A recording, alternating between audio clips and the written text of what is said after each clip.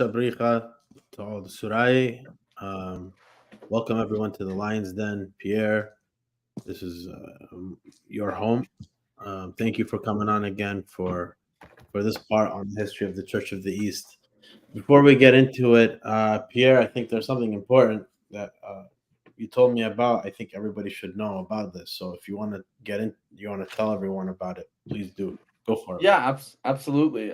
In Iraq, the voices of minorities continue to be silenced every day, and every year it only gets bleaker and bleaker. And yesterday there was a big announcement from the Iraqi Federal Election Commission that will continue to silence the voices of minorities. So within the Kurdistan regional government, there are two political forces, the KDP and the PUK. The KDP is the one that is currently in charge and power and has been relatively in charge of the Kurdistan regional government since 1992, which was the inception.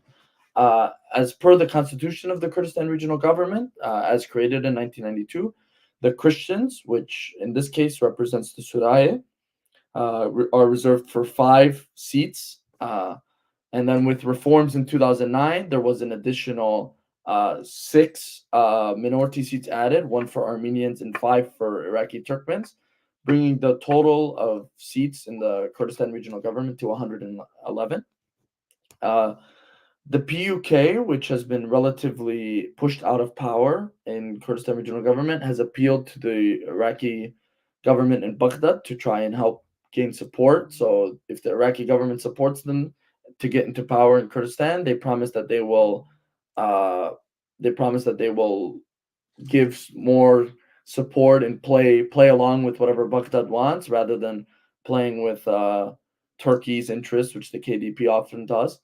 So what has ended up happening was the PUK, by the use of a smaller proxy political party, filed a complaint to the Iraqi Supreme Court saying that the seats are unconstitutional, the minority seats, which the Iraqi Supreme Court agreed with. They said the seats are unconstitutional, so they abolished the 11 seats. Yesterday, they announced their new plan for minority seats after the Barzani family went and pleaded with Iran to restore some minority seats. They restored 5 minority seats, but they are completely and utterly ruined and make no sense. It's just for political games. So there are 2 minority seats awarded to Slemania. They're restoring 5. 2 are going to Slemania. 2 are going to Erbil, and 1 is for Dohuk Governorate. And the reason why this is messed up is because the Christians are receiving 2 seats, the Turkmen are receiving 2, and the Armenians are keeping their 1. The Christians, who are very obviously quite a large minority historically, and even today there's still a large amount of them, they are receiving 1 seat in Erbil, none in Dohuk, where almost about half the Christians in the Kurdistan regional government live, and 1 in Slemania, where almost none of the Christians live. 1 of the Turkmen seats is going to be in Slemania, where very few Turkmen live. 1 is going to be in Erbil Governorate, where most of the Turkmen live, and they're not receiving any in Dohuk because not that many live in Dohuk. The 1 Armenian seat is going to be in Dohuk. There are about 3,000 Armenians living in the Dohuk Governorate at most. Some estimates have it at about 2,600. Some estimates have it even lower. And there are over 30,000 Christians or Assyrians living in Dohuk Governorate, not including the Armenians. As you can see, there's a big disparity, yet the Armenians are the ones getting representation in Dohuk. and the Assyrians are silenced.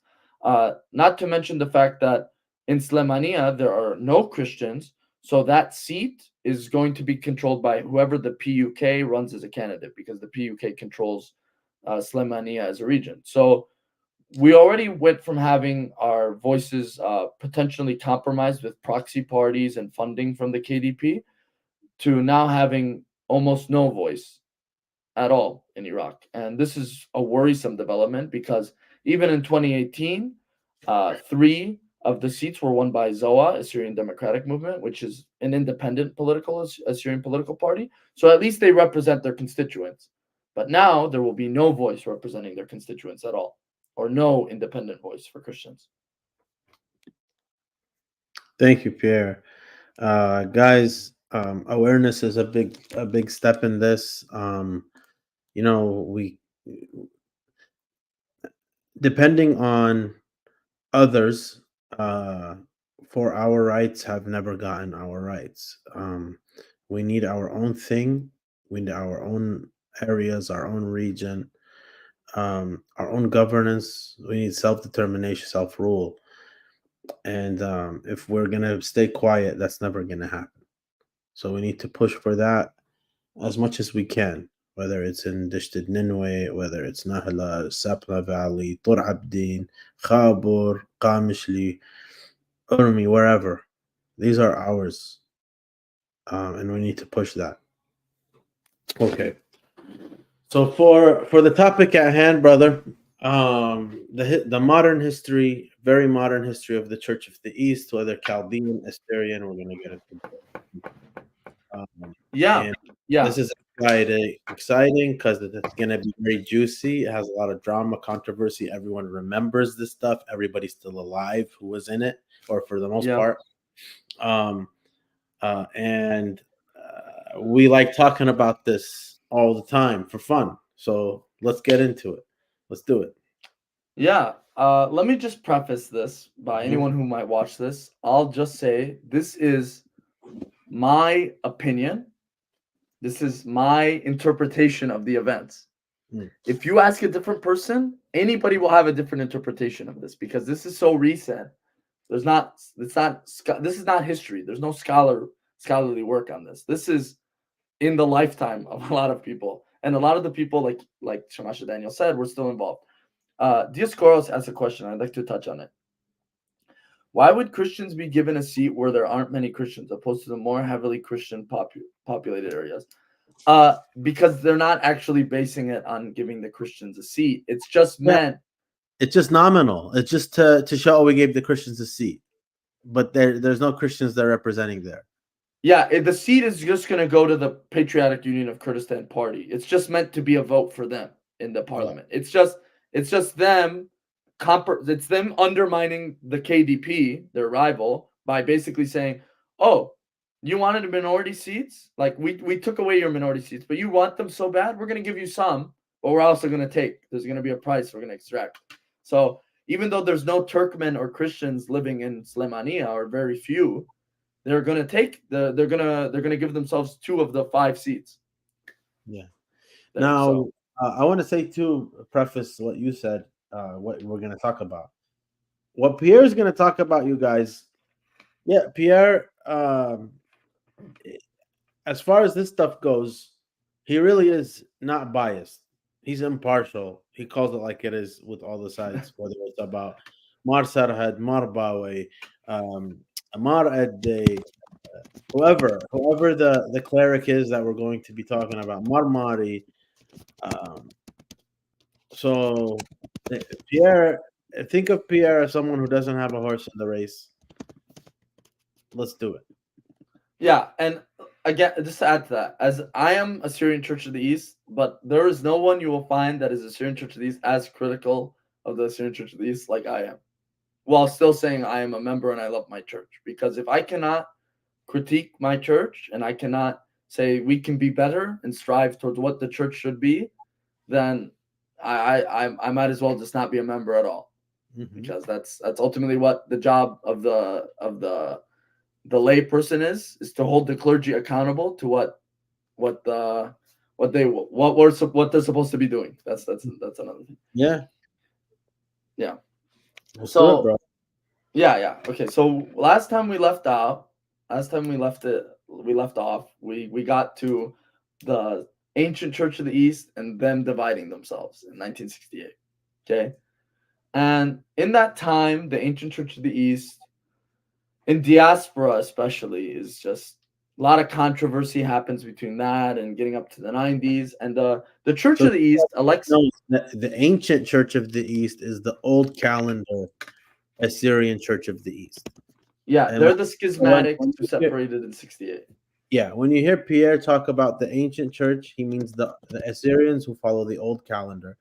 And when he says Assyrian Church of the East, he means the new calendar Assyrian, the mainstream Assyrian. Right. Yeah. Okay. Yeah, it's good to clarify that. So Yeah. the old calendarists, I can also call them the old calendarists. Some people say that. The old calendarist church, their patriarch dies within 1 year.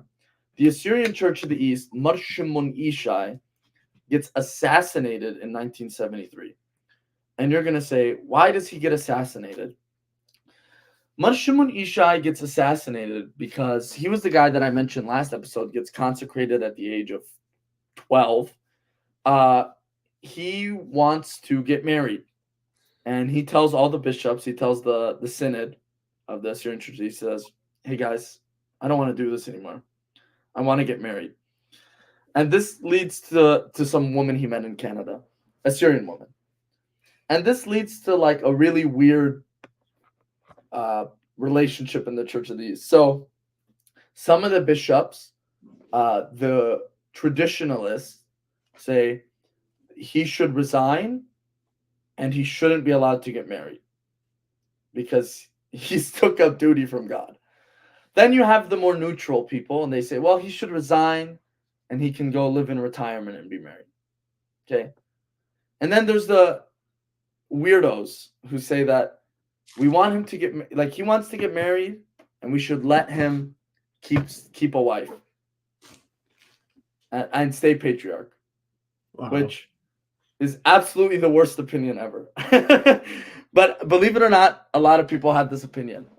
I'll call these people the Shimunites. They are like, whatever Shimun says is the word of God, which is ridiculous.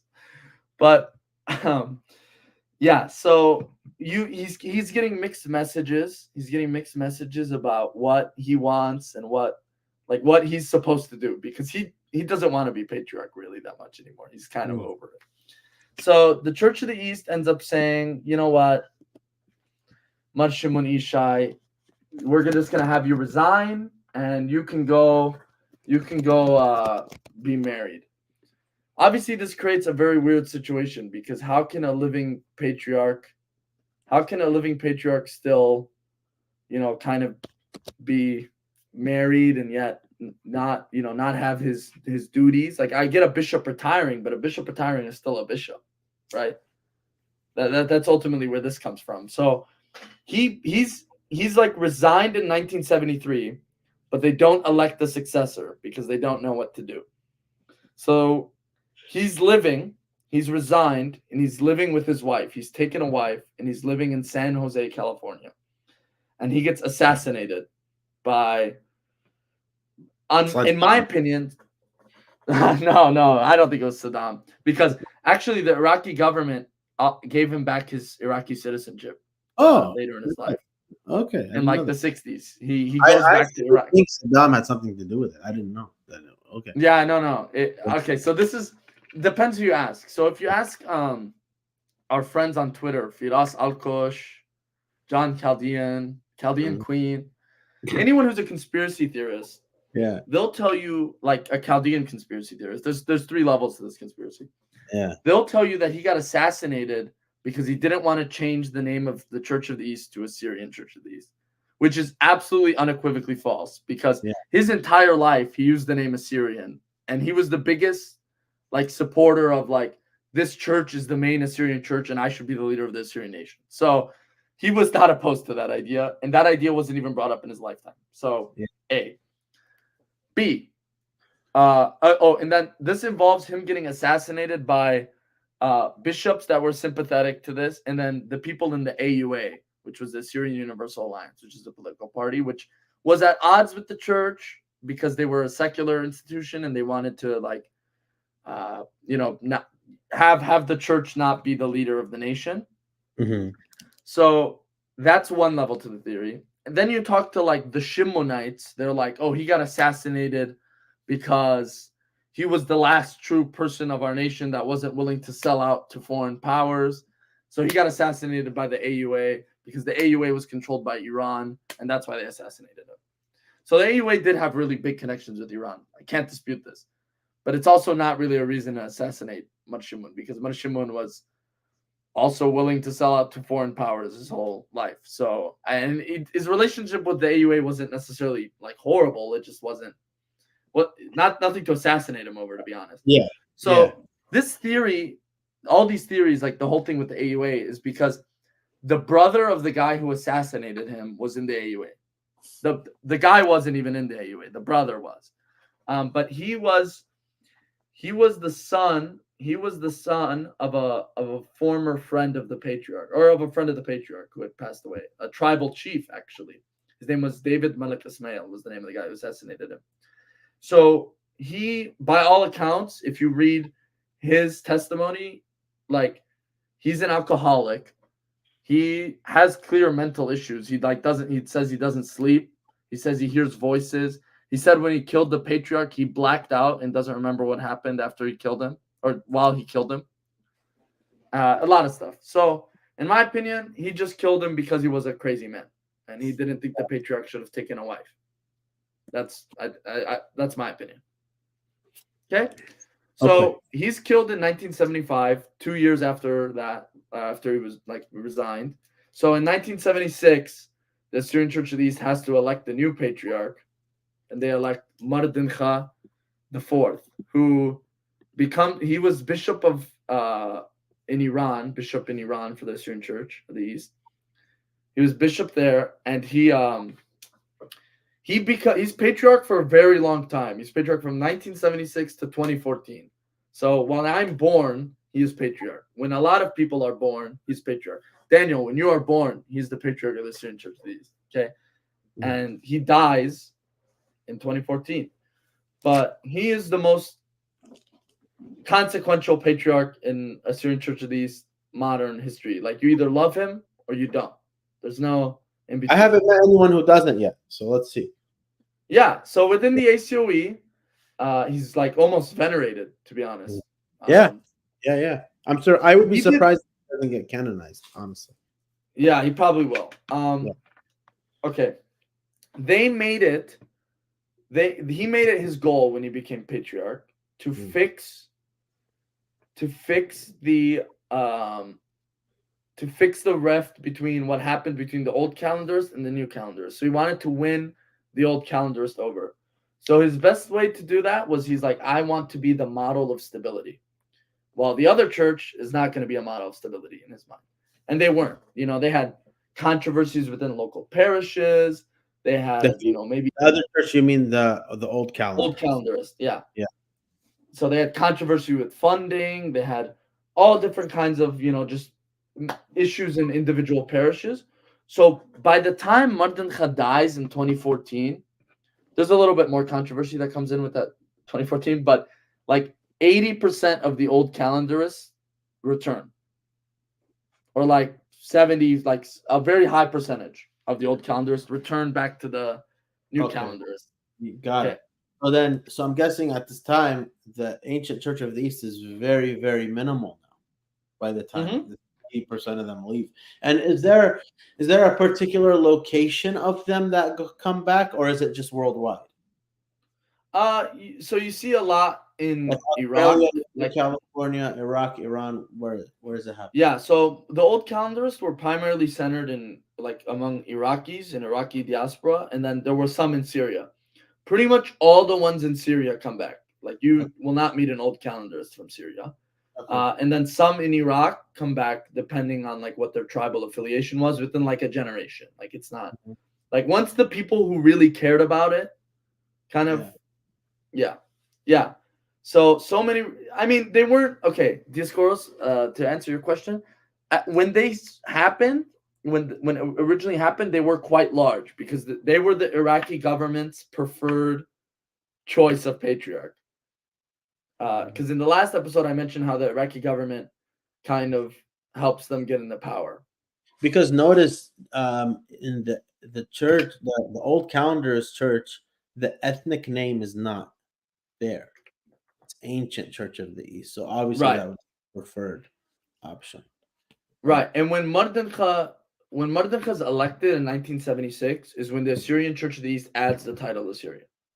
Previously, they didn't have that title. Okay. So they add that title. It's like kind of a switch in mentality. It's like we are the Assyrian Church. But at the same time, when we get like the 80s is kind of just a period of like turmoil because like the Assyrian Church is witnessing the Iran-Iraq war in Iraq. You know, people are leaving, people are fleeing, people are coming to the United States. The patriarch is living in Chicago and he starts to witness like mass exodus from Syria for economic issues in the 80s and 70s, and people are coming over to the United States.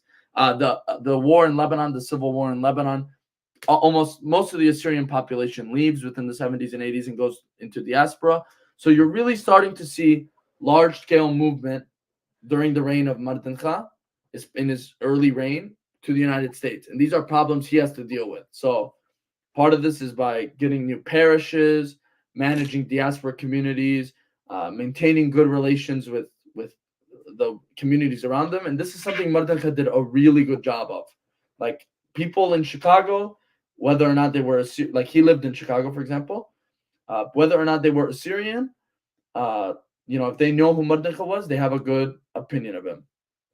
So this is one sort of example. Like the Jewish community or the Romanian community or any of these communities, they have good opinions of Dinkha because he was a good bridge builder in diaspora. Yeah. The Syriac Orthodox Church liked him too. Yeah, very good bridge builder. Absolutely.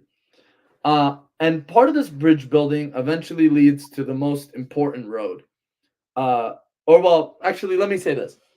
Him and Addai was the Ancient Church of the East. He gets elected after. Was Dinkha? Sorry. Huh? What tribe was Dinkha from? Dinkha is he's Nochiaya. So during his reign, a lot of the bishops that he consecrates are Nochiaya. Yeah.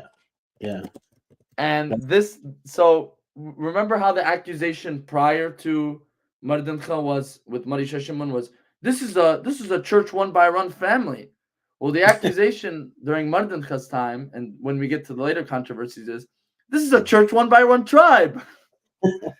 So now there's an association. Like when we talk about Nochiaya, we say, oh, these are Nashit. There's two ways to say church. Like in our dialect, we say Umrah.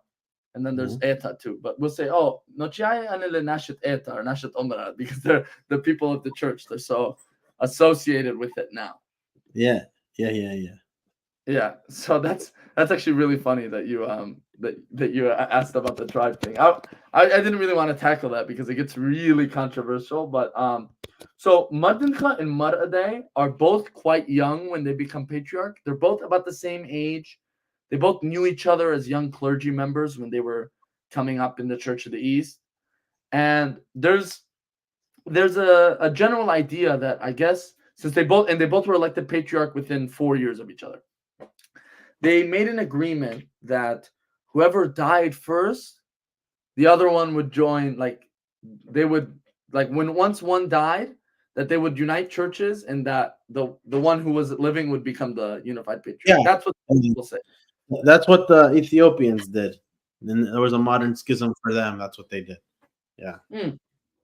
Now, I don't know how true this is, but I'll just fast forward and tell you that when they both died, or when one of them died, the first one, which was Dinkha, it did not happen. Of course. But anyways, that's the idea. You ask like a lot of people in Assyrian churches, they're like, yeah, this was supposed to happen. We're supposed to fix the church because it's a really stupid schism to begin with, especially after like Saddam falls, or like after 1991 when like Iraq is kind of falling to pieces. It's like, okay, we have no reason to enforce this anymore.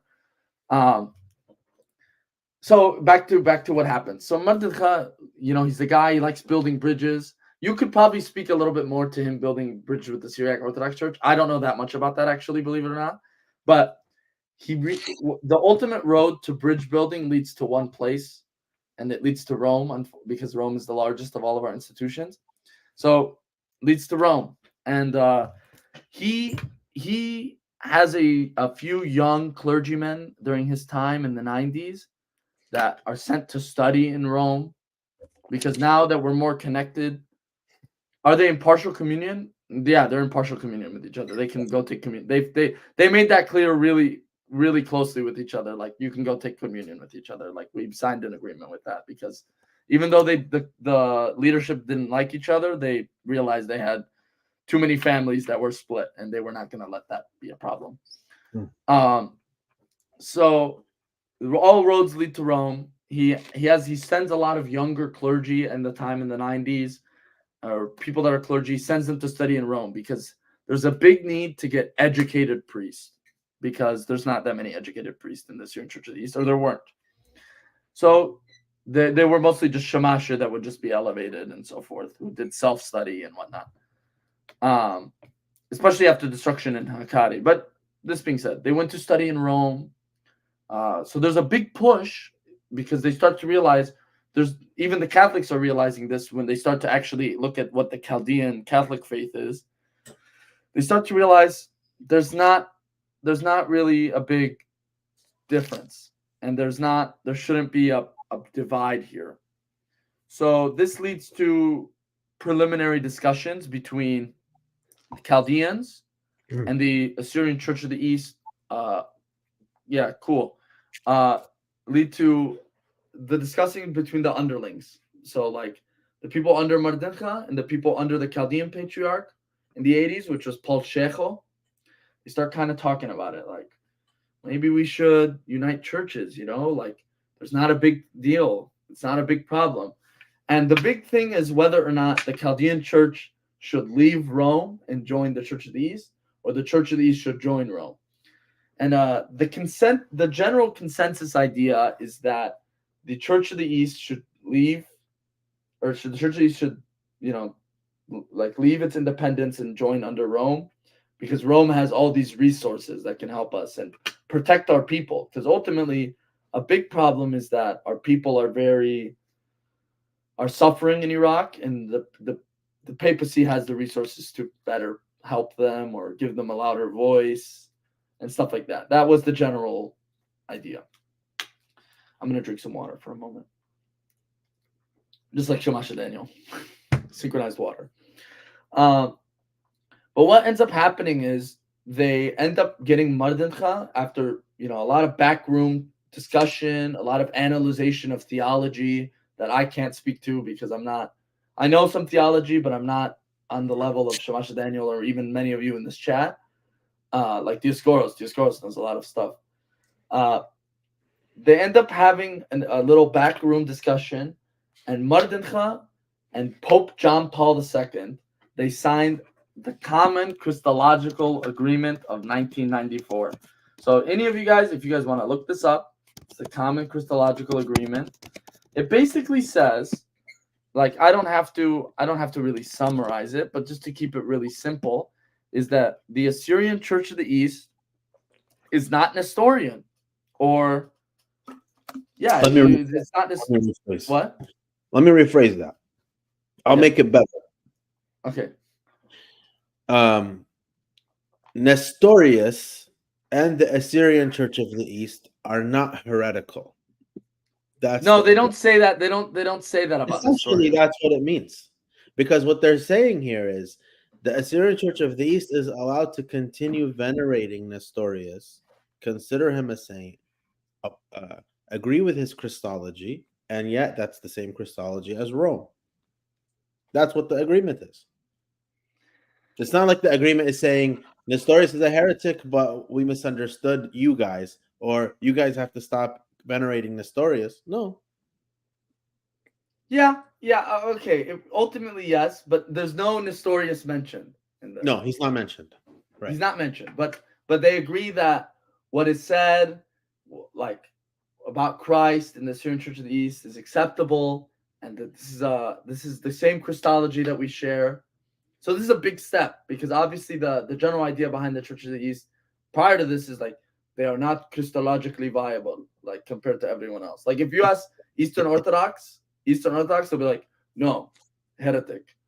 But then the Roman Catholics are like, no, they're not heretic. Yeah. You said this last time, Dioscoros. I read this and I was very interesting. I was very I'm not saying Subdeacon Daniel's wrong. I'm just saying I don't. It's not an issue. The reality is, if we agree right now, if our churches agree, I'm listening. I just have to turn off my camera for 1 second. Okay. If we're agreeing that we believe the same thing, and there's nothing that we have to change about our traditions, we accept each other as is in communion. So what we're saying is, you guys are admitting that our saints were right, and we're admitting that your saints were right. That's what it would. That's the implication logically, right? And I think, but I think they were. I think they're already forced into that. Plus, I don't know if it's the same time or if it's after that the intercommunion agreement happened. Common pastoral. I get to that. That's in 3 years. Okay, yeah. So this is all for as far as the apostolic churches are concerned. Once you're in communion, that's the fullest form of unity. So yes, the synods are not united. There's still the Assyrian Church of the East that's not in communion with Rome officially, and the Chaldean Catholic Church that is, and these two are separate synods. However, when the lay people are communing together there, that is like, bro, like the faith is the same. Right. And I don't know if you've seen this, Pierre. We've done a show on the Lion's Den against the Eastern Orthodox for saying that the Church of the East is heretical when they actually have the same Christology. Yeah, I've seen it. Shamash, I'm sure you remember when we first became friends online. One of the things I fully admitted to you, and I said this, is that you guys and us are the only ones that are remaining truly consistent to what this argument is. Yes. That the Roman Catholics, by signing this agreement, have acknowledged that there was a mistake, or that they shouldn't have been or something, right? Yeah. But the Eastern Orthodox are the ones that are trying to maintain. They want to pretend like it's really different. Exactly. Right. And I always tell everyone, I tell them the Assyrian Church of the East, when it comes to Christological terminology and vocab, the Assyrian Church of the East and the Oriental Orthodox are the only two communions who have not developed or changed the definitions of these words, such as hypostasis, physis, whatever, right? Gnoma, Kiana. So the Church of the East, differ on what that means. No. We differ on the conclusion. No. We differ on what it means, because you guys take what the Greek definition of kunoma is. Well, we use the Aramaic definition of kunoma. Maybe we don't. That if you watched our thing with Sam Shamhoon, our series, that's what the whole thing's about. That's why we brought Shamash Zaia on, because Shamash Zaia and us are agreeing. Yeah, you guys bushwhacked him, Jada. You guys bushwhacked him. We didn't. You had him come in, and then you had it just ready. Bushwhacked him. It was crazy. As you said, Jade, he's a good friend of mine. Till now, you bushwhacked them. He'll be on the Lions Den soon. But the point is, he and us agreed. That's why we brought him on. Is he and us agreed on the definitions? So I got a text. I thought it was him for a second. Like maybe he's watching. Bushwhacked them. But my point is, the Church of the East and Oriental Orthodoxy agree on definitions from before until now. It was never a matter of dispute what the definitions were. The dispute was the conclusion of the definition. So whereas in the Church of the East, the conclusion is 2, in Oriental Orthodoxy, the conclusion is 1. But what the words mean is the same for both of us. No, it's actually the Latins and the Greeks who disagree on the definitions of the words. Like, for example, they will take hypostasis to mean person, meaning they would say pneuma means person. Neither of us say pneuma means person. Nature. It means and how do they say, a concrete reality of that nature. So Like an like expression. Pierre, yeah, like one example, one individual of that nature, one member of that nature. So like Sam Shamoun gives the example of phones, right? He says these have the same nature, but this is one example of that nature. Here's another example of that nature. So this is a knoma and this is another knoma of the same nature. That's how Sam does it. Yeah, But yeah. You know what? I remember that. I remember that part. yeah, Okay. I'm here not gonna. here's what the course says: circumscription of a common essence. Right. That's Okay. good. I'm not gonna fall like Shamash Zaia. I'm not gonna fall guilt. I'm not gonna fall into a bushwhacking here because I'm not prepared for that. But I I'll say love this. Haram Mesquite. You know, I wonder if I know him in real life. I don't know if you do. You know I don't know. What? you know Surai in Chicago. A lot of them. Yes. Maybe he's a bit. This I is. think he's a bit younger than you. Yeah, I was gonna tell you. The way he was talking, he sounded just, and he was younger. Obviously, he's on the younger side. Like, man, Mm. this sounds just like a Shamasha I know. Then Really? I messaged that Shamasha. I messaged him. He Yeah. goes, "No, it's not me." He's like, "I Yeah. have an idea who it is, but I'm not sure." And he never got back to me. That's But fun. anyways, we'll talk about this later. We'll talk about this later. This is okay. I'm not gonna fall into this theological uh theological thing. I can't discuss it here. I'm not. I will lose. I will lose.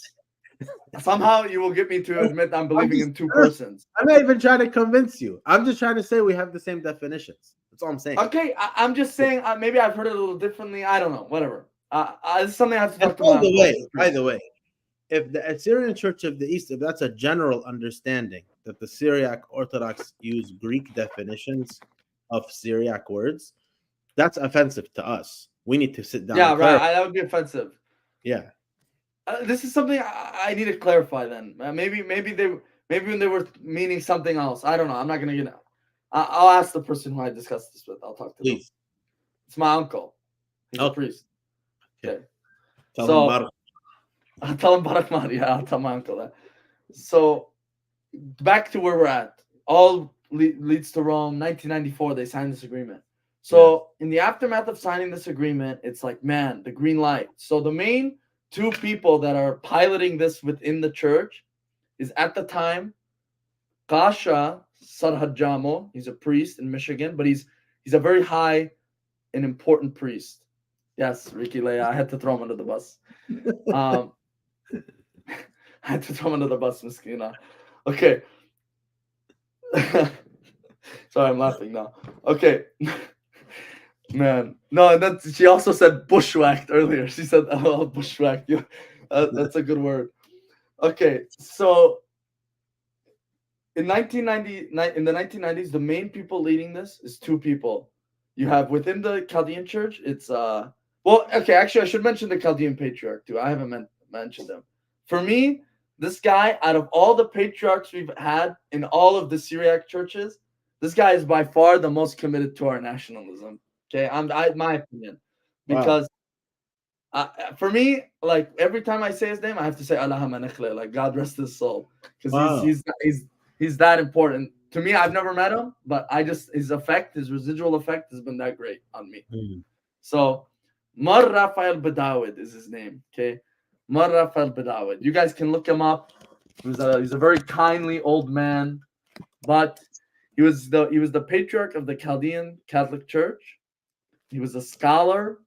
He was many things. Okay, his family comes from a village in the very north of Iraq, like around Sako. I can't remember the name of the village right now. I think it starts with a P. Okay, P. I'm not gonna say it wrong in case I don't know it. So I'll just tell you it's near Sako. Yeah. Okay, so his family comes from near Sako. He grows up. He's a clergy member. He's a priest. He ends up being bishop in Lebanon. He's the Chaldean Catholic bishop of Lebanon. And while he's there, he makes the Chaldean Catholic. He he's also in a time of big change. The Lebanese Civil War, a lot of stuff happening in his diocese. People from Iraq that are running away from the war, from getting conscripted, they go to Lebanon. A lot of them end up in Lebanon. So the Chaldean Catholic community is also growing there, not to mention people from Syria coming over. So he designs an emblem to represent the Chaldean Catholic Church in Lebanon. He basically makes it the center of the Assyrian flag, but with a cedar tree. Okay. And this is because he's committed to his nationalism. And what I mean by that is when he becomes patriarch, one of the things he says in 1996, so after the 1994 agreement, one of the things he says, he becomes patriarch in 89, by the way. So his predecessor, Paul Shecho, dies. He becomes patriarch in 89, even though he was bishop of Lebanon, which wasn't like a super important post. He's a very well-respected figure. Yeah. He ends up saying, he says this in 96, he goes, "My blood is Assyrian, my church is Chaldean." He says it, okay? And this is kind of representing what he wants. He wants unity between the churches, okay, at all costs. So him and Dinkha are meeting a lot, okay? You're right. They even go to the opening of a church in Troy, Michigan in 1996. And you see, there's a YouTube video, beautiful YouTube video. Troy or Troy, Michigan. Southfield in Troy? Was it Southfield or Troy? It was in Troy. I was in Troy, I think. Okay. Maybe I'm wrong. I don't know. But just okay. Yeah. in Michigan. We know that. Yeah. They go to the opening of a brand new Chaldean church in 1996 in Michigan. Him, Dinkha, Sarhad Jammo, and the fourth figure I haven't mentioned yet, Bawai. Okay, Bawai Soro. The most important, the guy, you either hate him or you love him. Okay, there's no neutral opinion on him. Okay, Bawai Soro was he was a bishop at this time. He was a priest. He was one of those priests that Dinkha sent to study in Rome. He was one of the first Rome Church of the East people. And he met Sarhad. First off, you either hear two stories. He either met Sarhad Jammo when they were growing up and they knew each other, or they met in Rome. Okay? But the general idea is they both agreed. I don't know why there's balloons coming up. Okay. The general idea that they believed. Why is this doing this? It's the Kurds. Kurds are doing it. The Kurds. It's the Patriotic Union of Kurdistan. Yeah. The general idea is that they agreed that, like, man, we should unite the churches. Like, we can do this if we push in the inside. There's enough will for it. And in the 90s, like, there's a lot of good feeling. Like, there's like, man, Saddam, like the U.S. is against Saddam. Like Zaia, like everyone's kind of supporting Assyrian movements in Iraq. It's like, is there a chance we can get autonomy or get something tangible? So even the church is kind of hopping on board with this, because the church ultimately does what the people want. And if the people push the clergy in a direction, they're going to start going in that direction. So they start pushing for this. Like, the people start pushing for this, and Sarhad Jammo and Bawai kind of start riding this into the Christological Agreement of 94.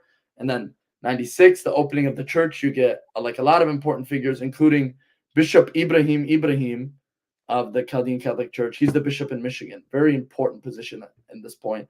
Yeah. They're all at one church, and like they do the traditional Raza, Raza. They do the traditional Raza. Oh, there was a celebration of the liturgy. Yeah.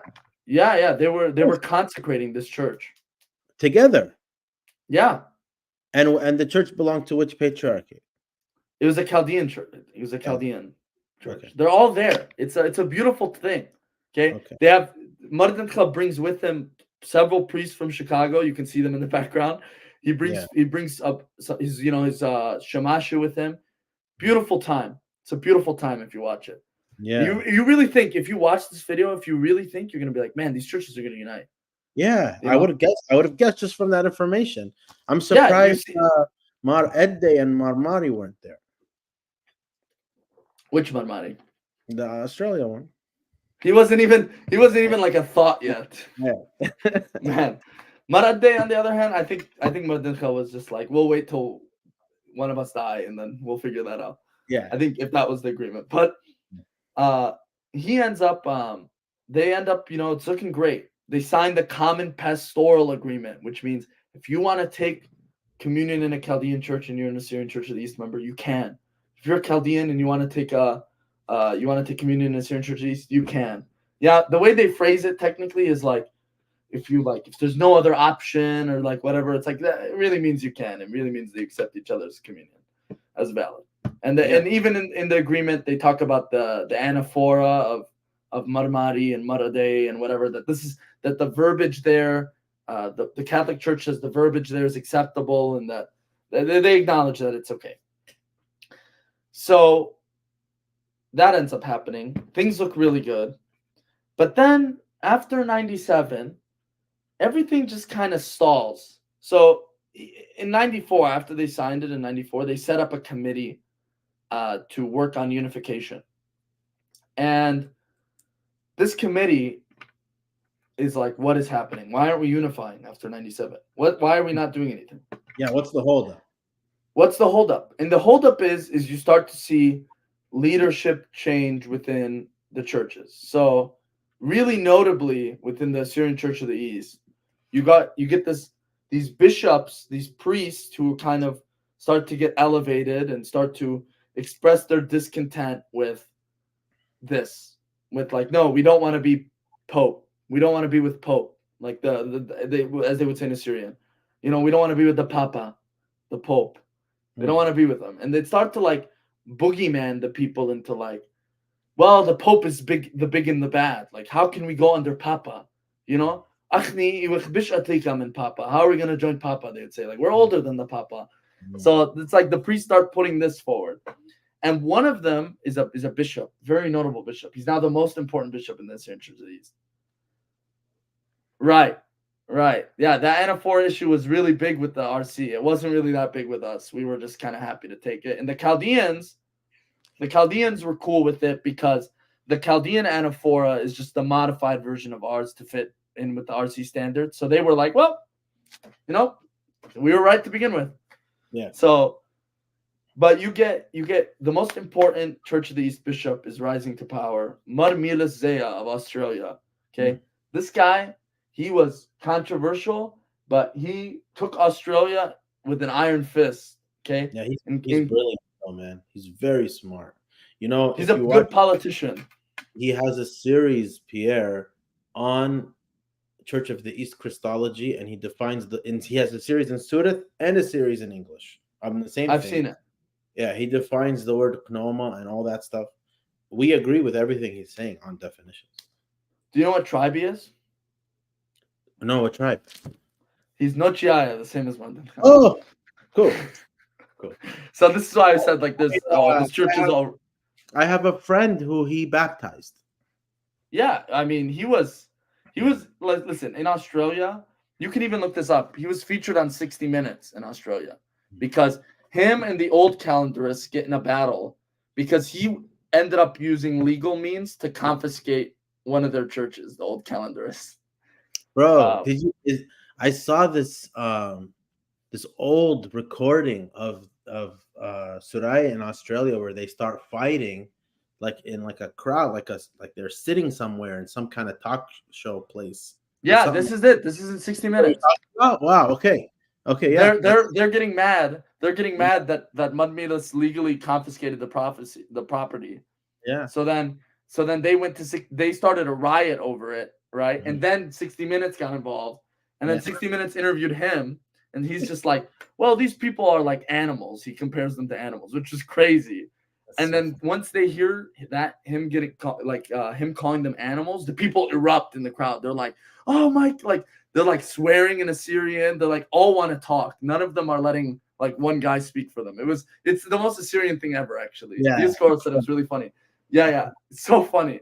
I think he called them uncivilized too. I think he said that too. He's like, we live in a civilized world or something. It's very controversial, but he built Australia as an Assyrian Church of the East land. Yeah. And he uses his influence to really push some of the older bishops to be like, hey, we're not doing this Catholic thing. Like, let's not do it. Let's stand on principle. like that. What about I mean, Dinkha himself? Did Dinkha have an opinion either way? Did he, or did he just go with kind of the bishops? I think Dinkha at a certain point, Bawai was in the driver's seat. With Dinkha, I think Dinkha was a man who could be influenced. I'll say that. And I think as he starts getting older, he gets more and more influenced. But what you start to see is a replacement between Dinkha or not Dinkha, Bawai in the driver's seat of church policy versus Meelis. And Meelis ends up at this point like taking the wheel. And a lot of people thought Meelis was going to be the successor to Dinkha at this point, but that doesn't end up happening. Did he was like I don't want to or something? Yeah, he took the role of being a metropolitan, which means you cannot. But he doesn't take he takes the metropolitan role in 2010 when the other metropolitan dies, when Narse Debaz dies, who was bishop when my dad was growing up in Lebanon. Again, a lot of people when my dad was growing up in Lebanon are somehow important. But Narse Debaz was one of these older guys. Aphrem Khamis was another older man, or one of the more traditionalist bishops that's like, we're not becoming Catholic. Yeah. Few other people. And a lot of the clergy that were on the Bawai side that were not, like, the thing was there weren't many bishops that sided with Bawai on like, let's go Catholic. There was a lot of... I really can't think of a second one. I can. There's not. It's all priests though. A lot of priests sided with them. Right. Yeah. So like notably, sorry. Go ahead. I was just gonna say notably, like in Chicago, like I think he's a core bishop now. He's getting promoted to archdeacon, arkandiakon. Is George Toma. He also studied in Rome. Or not George Toma, George something. Mar Awa, when Dinkha died, Mar Awa was the one who wrote the refusal against uniting with Rome after Dinkha died. So Mar Awa was in that opinion. Even when Giwargis resigned, the Church of the East held to this. So it seems with Mar Awa's view of not. Yeah, but so Marawa was just a priest in 2003. I know. I'm telling you, when Dinkha died. When Dinkha died, Mar Awa was the one who wrote the rejection of Mar Luis's proposal. Z manithile, bro. I think Zaia is here. Z, never bend the knee. SOC and COE need to remain independent. This has to be Shamash Zaia. Of course it is. Okay. Shamash Zaia, this is where I disagree with you. We're both Church of the East. We love our church, but I think bending the knee is because ultimately I'm giving my Tanaya opinion, and that for the Umta this is better. But we can discuss this later. Discoros asks a question. So what was the traditionalist non-union side's general arguments or explanations to not become RC? Was it Christological at all? No, it was not Christological. It was ultimately a matter of papal authority. Was their big argument, was that papal authority and that there's no reason for that. There's no reason for that. So like if the papacies are equal, not our overlord. That was their big argument. And they won over a lot of people. And a lot of it was like big conspiracy theory. Like, dude, the Pope like might be evil. I don't know.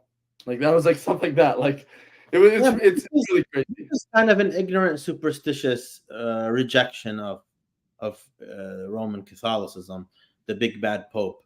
This is not something that should be a block of unity. If you don't want to be in union together, there needs to be substantial theological reasons. Not that you're scared of a Pope and you don't know why. But what about so that's how it's framed to the people. But the bishop's opinion is that is a theological dispute in saying that Mar Meelis, they have theological reasons, right? Right. They have legitimate. Is it true Bawai was considered for patriarch of the Chaldean Church? No, never. I've never heard that. They could never do that. So we'll get to we're still not even done with Bawai. Yeah. So Bawai, now Bawai is like, man, I've lost the driver's seat. By the way, the committee that established itself to like see if there was theological disputes between the Chaldean and Assyrian Church, they dissolved themselves in 2003 because they're like, there is no difference. We've been telling you guys this. They submitted several times that there wasn't a difference and they should unite. So the committee dissolved itself because like, if you're not going to unite, it's just political. Then Raphael Bidawid dies. He passes away in 2003. Passes away, and he becomes the next patriarch becomes Emmanuel Delhi. Okay, and Emmanuel Delhi is so. Should I answer this now? No, I'm gonna finish this. Emmanuel Delhi is very anti-unity. He's like, you know what? We gave the Syrian church their chance.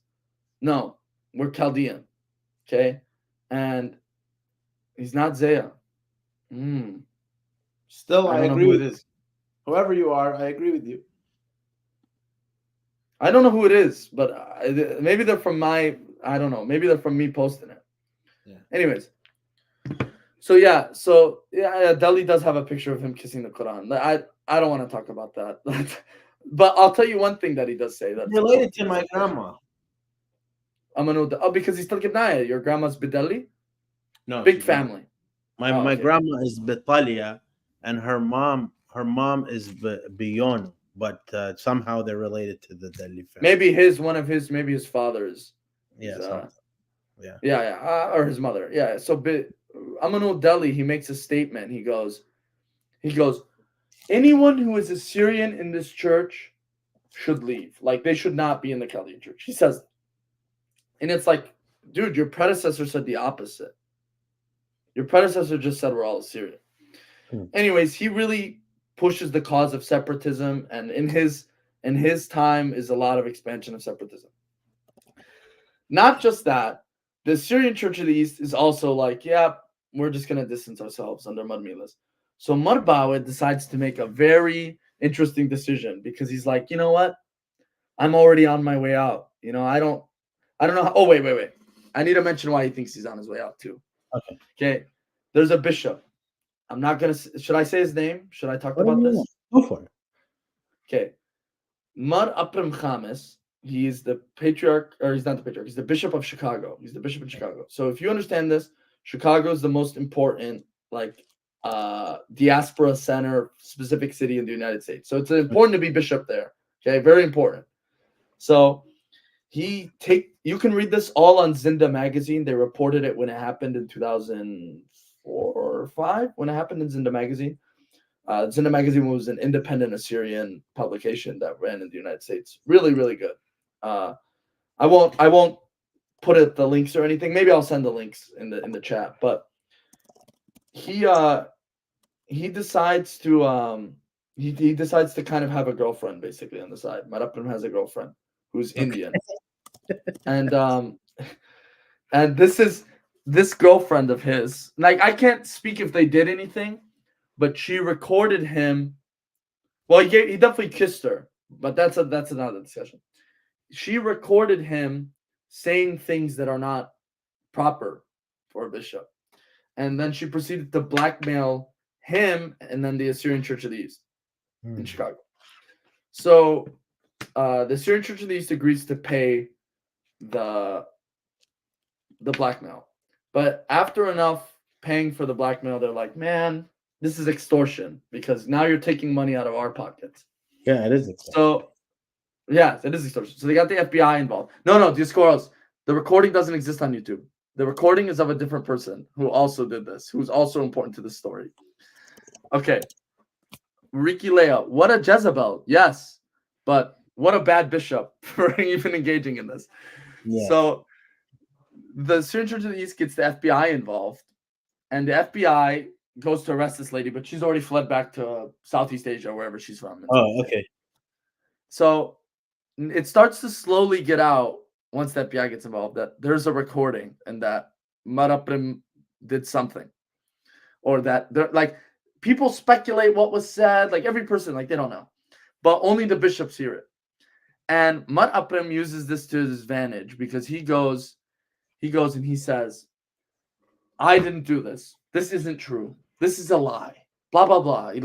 They're just trying to take me out. And he has a friend. He has a friend who is of a certain Assyrian tribe. And his friend tells him, if you didn't do this, if you didn't do this, I believe you didn't do this, Marapram. Claim you're from our tribe, or like really, he might have been from that tribe, like ancestrally really far down. We don't know. I'll just tell you that he previously never claimed that tribe until this moment, and he starts claiming it, and he's Khanania. That's what I am. Okay. Yeah, but I'll tell you this: my family notably did not support him when this happened. Okay. My grandparents were quite upset. So he says, I am this tribe. I did not do this. And the tribe, they rally to support him. They rally. They say, if you remove Aphrem, if you remove him, we're gonna join the ancient Church of the East. The ancient Church of the East will take him as bishop. They use them as a boogeyman. They'll take him as a bishop, and we're all gonna join them, and we're gonna take our money with us. Okay. So now they put the Assyrian Church of the East in a weird position, because now it's like, do you value the principle or do you value the money? That's where it comes in. And the Assyrian Church of the East Synod convenes, and they say they basically Meelis, who also might have had a girlfriend. I can't speak on that. Meelis. They all agree. Yeah. Oof, I didn't know that. Okay. I'll you know what? I'll send it to you later. It's not. I can't speak on it with enough authority like I can speak on the other stuff. Okay. But he ends up saying, okay, we're gonna sign an agreement. We're gonna sign, all of us here, bishops. Hey guys, this is what we're doing. We're signing this piece of paper. We're suspending Aphrem, and we'll think about it later. Okay. We'll just suspend him. He's gonna go on sabbatical. He's gonna think about what he did wrong, if he did anything wrong, and then we'll come back to this.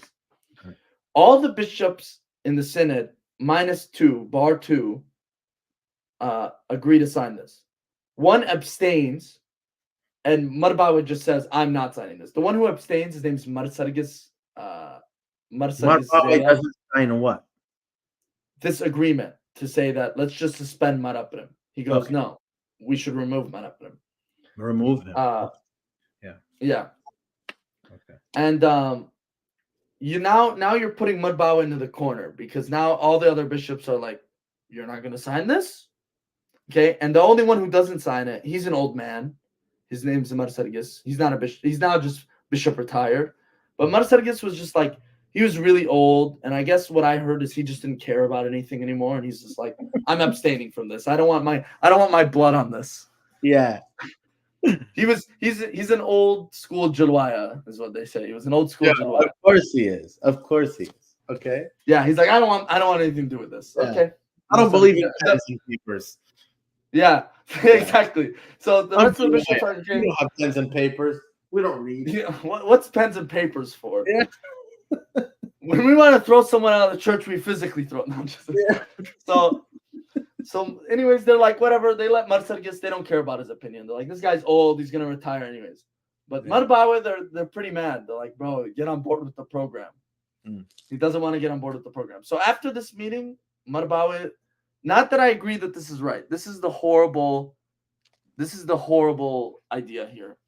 He decides that he's going to have a something on the church. Like, he's like, man, all these church. Here's another theory that Meelis had something on all the other bishops to coerce them into signing this. Except he no way. Yeah, that's one thing. Okay. Another one is that all the bishops were Nochiaya except for Bawai. I don't know. These are all different things. I can't speak on all this, but these are just all theories. What's Bawai? What tribe is he? He's Kochesnaya, they're called. Okay.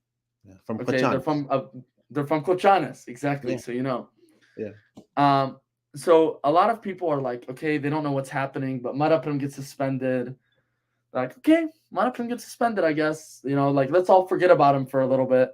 And they forgot about him. And then when Aphrem was unsuspended, they moved him to Western United States diocese. So that's like Arizona, San Diego, Los Angeles, not Northern California. Northern California notably has its own bishop. Okay. So that's Aphrem put away with. So Bawai was actually bishop in Northern California. Actually, this is where this comes in. So Bawai decides, you know what? I need to do something drastic. Okay, I need to have something on them. This is what he decides. So do you know what he does? He tries to put the church property in Northern California in his name, under his name. Okay. Rather than being owned by the Church of the East. He tries to secretly change it. Okay. And one of his colleagues who was aware of this scheme snitched on him. He snitched on him. I don't know who it was. He snitched on him to Meelis, to the church, to Dinkha. Sorry, Dinkha's in charge, so not Meelis. Okay. Snitched on him, and then you get a nice long court case regarding what's going to happen to the property. Right. So that's one thing that's happening. And at the same Bawai is Catholic yet or not yet? No. Okay. That's the legal thing is happening, and at the same time, the synod meets and they're like, "Hey, we're kicking out Bawai." They defrock Bawai completely. So they don't defrock Aphrem. They suspend Aphrem. They defrock Bawai, and Bawai is like, he has a lot of supporters because Bawai, if you hear him talk, like he's a good talker, okay.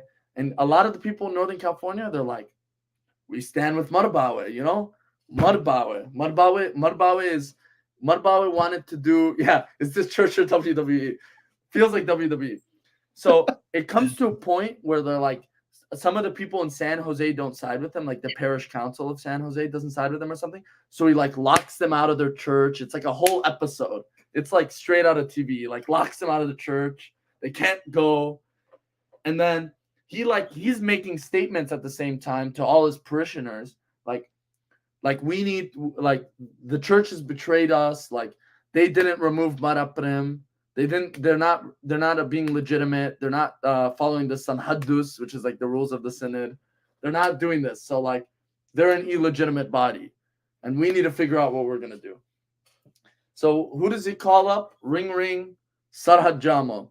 Wow. Sarhad Jammo is now bishop in the Chaldean Catholic Church. He says, Sarhad, my friend, you know, I'm in a pickle. I'm in a bit of a pickle. I'm in a torshi. I've lost my right to be bishop. But I also still want authority to do mass. Okay. So he gets ordained as a bishop in the Chaldean Catholic Church. Like Sarhad Jammo calls in the favors, gets him ordained. Okay. And he gets him ordained, and then he becomes a bishop, and he says, okay, you know what? We're now Catholic, guys. He tells all his supporters we're now Catholic. And at first, a lot of his supporters are on board with this. So wait, how did the union happen? What were the conditions? How did they come to an agreement of Bawai is gonna now join Rome? I think a lot of it was under the table, but the general idea was like, hey, Bawai, like, you know, you want to bring all your people in with Rome? You know, we've already signed all these agreements. We kind of agree the same thing. Bawai, we're gonna make you a bishop, and we'll figure it out later what the after effects are. Like, let's take advantage of this. Was reordained, or his priesthood was accepted? I think they had to reordain him, if I remember correctly, or they might have accepted his priesthood. I think I'm not sure. I was living here when he joined, when he came here, and I remember him just getting accepted like he was. I don't remember that reordination. Yeah, that might be true. Sorry, I suddenly turned off my camera. That might be true. Yeah. He gets reaccepted, or he gets accepted in the Chaldean Church, and his followers join him. He has a lot of followers. Okay. Mm-hmm. They join him, but the problem is his followers gradually thin out because some of them are like, how many of our people, how many Assyrians left the Church of the East and went with Bawai to the Chaldean Church? Thousands. Wow. Okay. It's at least in the thousands, maybe like, I don't. Here's the problem: it's hard to know because it's hard to know how many just came back. Oh yeah, this is a big problem in San Jose actually. Oh, I mean, I can explain that. Yeah. But in San Jose, it's the worst. Okay. But he ends up taking people with him, but a lot of them end up going back because they're like, they don't really like the whole Chaldean sort of thing.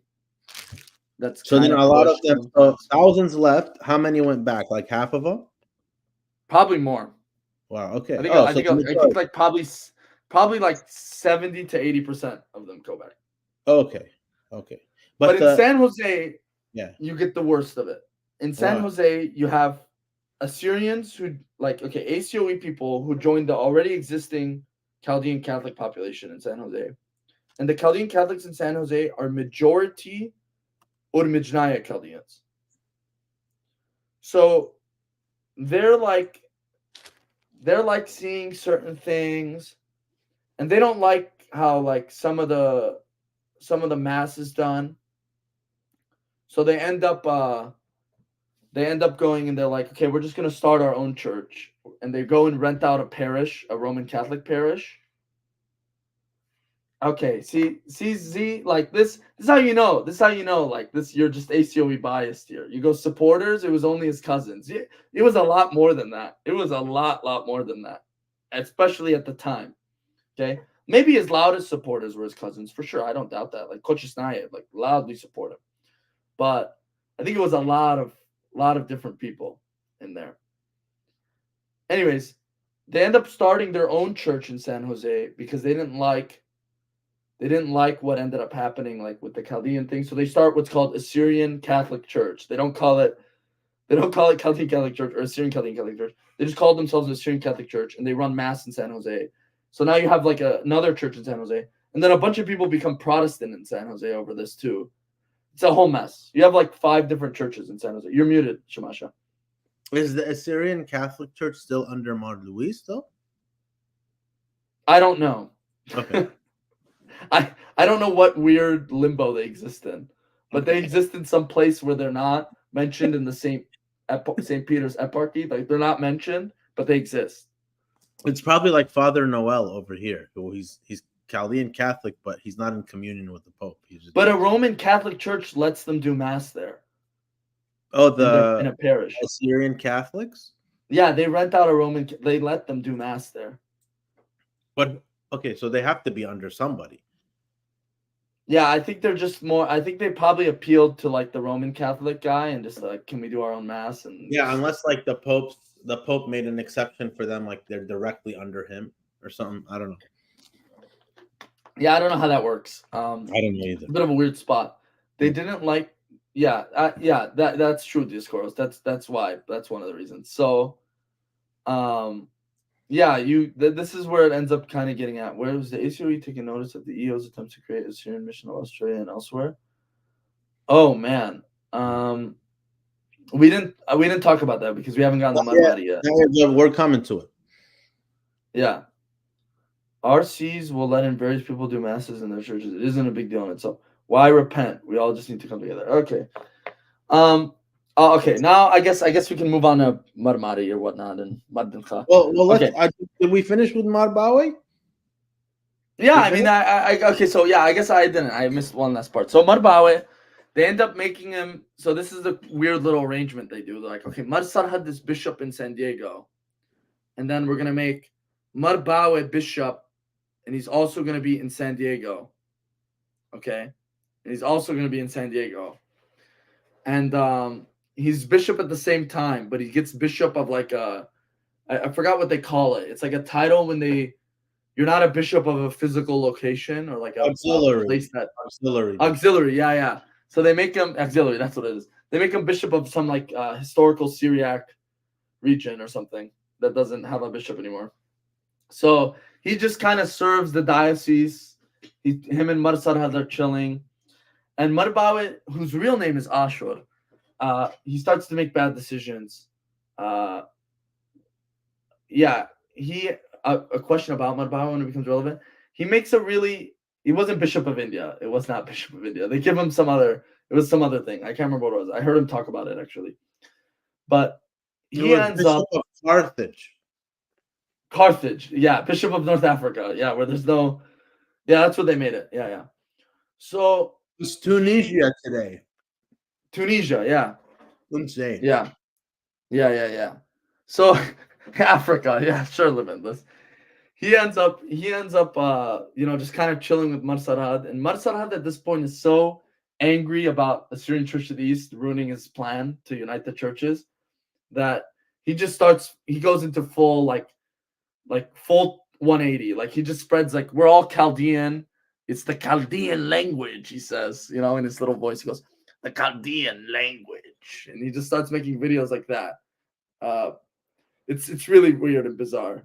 Shamasha Daniel, when he comes back on camera, he can tell you how weird and bizarre. Because Sarhad, when he was a priest, was like, yeah, guys, we're all the same. The Chaldeans are the Assyrian, He says all this stuff. Skyscrapers, limitless, yes. Skyscrapers.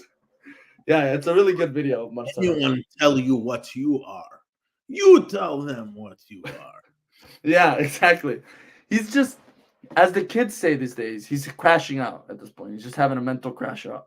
He's been mentally crashing out for over a decade now. But he's just so, I think personally, he's so butthurt about how it didn't go the way he wanted it to. He just went in the other direction. And Emmanuel Delhi's also in charge at this point. So keep in mind, this is another guy who doesn't like Assyrians. And yet he accepts Marbawe. So I think part of the agreement for accepting Marbawe was that skyscrapers is easy, they hit the sky. That Marbawe needs to get on board with the program. And if you start hearing Marbawe talk later, he's like, yeah, we're all Chaldean. He says all this too. It's a really sad moment for the life of a guy who had some good ideas. It's where I have to unfortunately depart from him. Anyways, when Mud Luis Raphael Sako becomes patriarch, he doesn't want, and he kind of doesn't really like Sarhad at all, because Sarhad ultimately is still a traditionalist, and Sako is not. And he doesn't like. So, yeah, because Marbawa is Sako's friend, or right. Sarhad Jammo's friend. Yeah. So Sarhad, he ends up retiring. He just becomes a bishop emeritus, and then they don't want Marbawa to be in San Diego anymore because he wants to put his friend there. So he puts Mar Emmanuel Shalita, who's like kind of his friend, and then they send Marbawa to where Mar Emmanuel Shalita was in Canada. Like, go to Canada, go to Addai. And then he hates it in Canada. They sent him to like Saskatchewan or some like No, it's Toronto. It was Toronto. Well, I think Marbawe might have bought the tickets for Tunisia, but they sent him to Toronto. Close enough. He ends up hating it, so he retires after like 3 years and just like, I'm just gonna go back to living in San Diego, retired. So that's what he does now. And then every once in a while you see him. Yeah, he's still around. He's still around. Like, he just kind of wants to just enjoy his life now. That's Marbawa wrapped up. Yeah. I mean, that's in a little bow now. Dioscoros, what's your question on Marbawa? Yeah. Skyscrapers is easy. They hit the sky. I'm gonna find that. I'm listening. I'm ready. I'm ready for this discussion.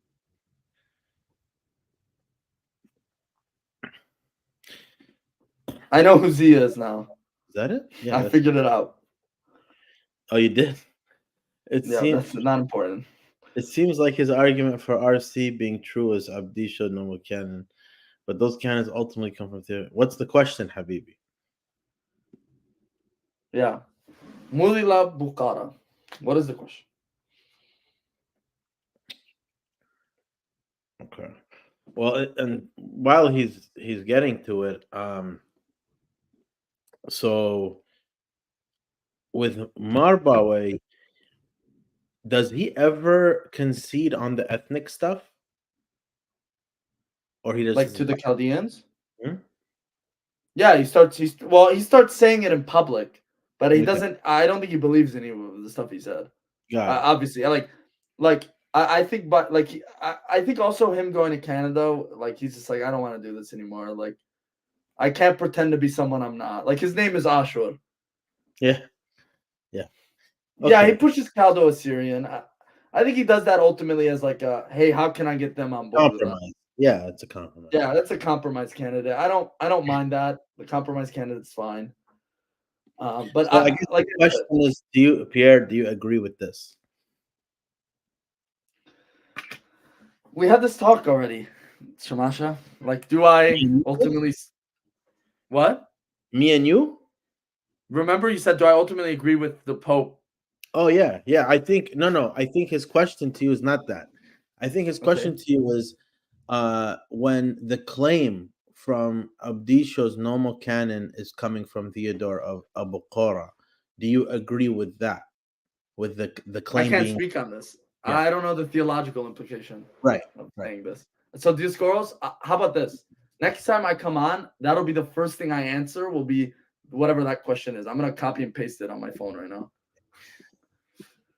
All right. Let's Okay, see. this is a good thing. I'll look into this, Dioscoros. Thank you for opening my eyes to something. Oh, the question is that what Bawai's argument for being Roman Catholic was. Did you read his book, Dioscor? He has a book about it. Bawai wrote Yeah, he has a book. Why he became Catholic. And I think he wrote it while he was still Church of the East, right, Pierre? Do you know? No, I think he wrote it when he was Catholic already. Okay, because it wouldn't make sense if he was still Church of the East and he writes the book. The book is so Catholic, you know. I've read the book. Yeah, it's the Church of the East. Yeah, the book is just called The Church of the East. Yeah. Yeah, I remember. No. He published this in 2014. You know what? Skyscrapers is easy. Skyscrapers. Do you know what Dioscoros? You know that book by that Syriac Catholic patriarch from like 100 years ago or so, the one with all like the Syriac forgeries for the papacy. What was his name? Joseph something. I forgot his name. This is kind of not Theodore Mopsuestia. No, there was a book written by a Syriac Catholic patriarch. Cyril, maybe. Yeah, Bishop Cyril. I think so. This Marbawe, his book is very similar to that. Okay. Here we have a segue question for you, Pierre. I'm here. I'm ready. I heard Addai used to drink. All the evidence tells you yes. I mean, that was the next thing. Let's do it. Yeah, that was the next thing. Yeah. So Addai, what a guy. He was caught in a similar situation to our friend Aphrem that we discussed. He was recorded. A woman recorded the phone call where he called her and said some inappropriate things while under the influence of alcohol, and he made statements, and they are today preserved on YouTube. They are today preserved on YouTube. I will not tell you how to get it because it's not right for me to say how to get it. Wait one moment.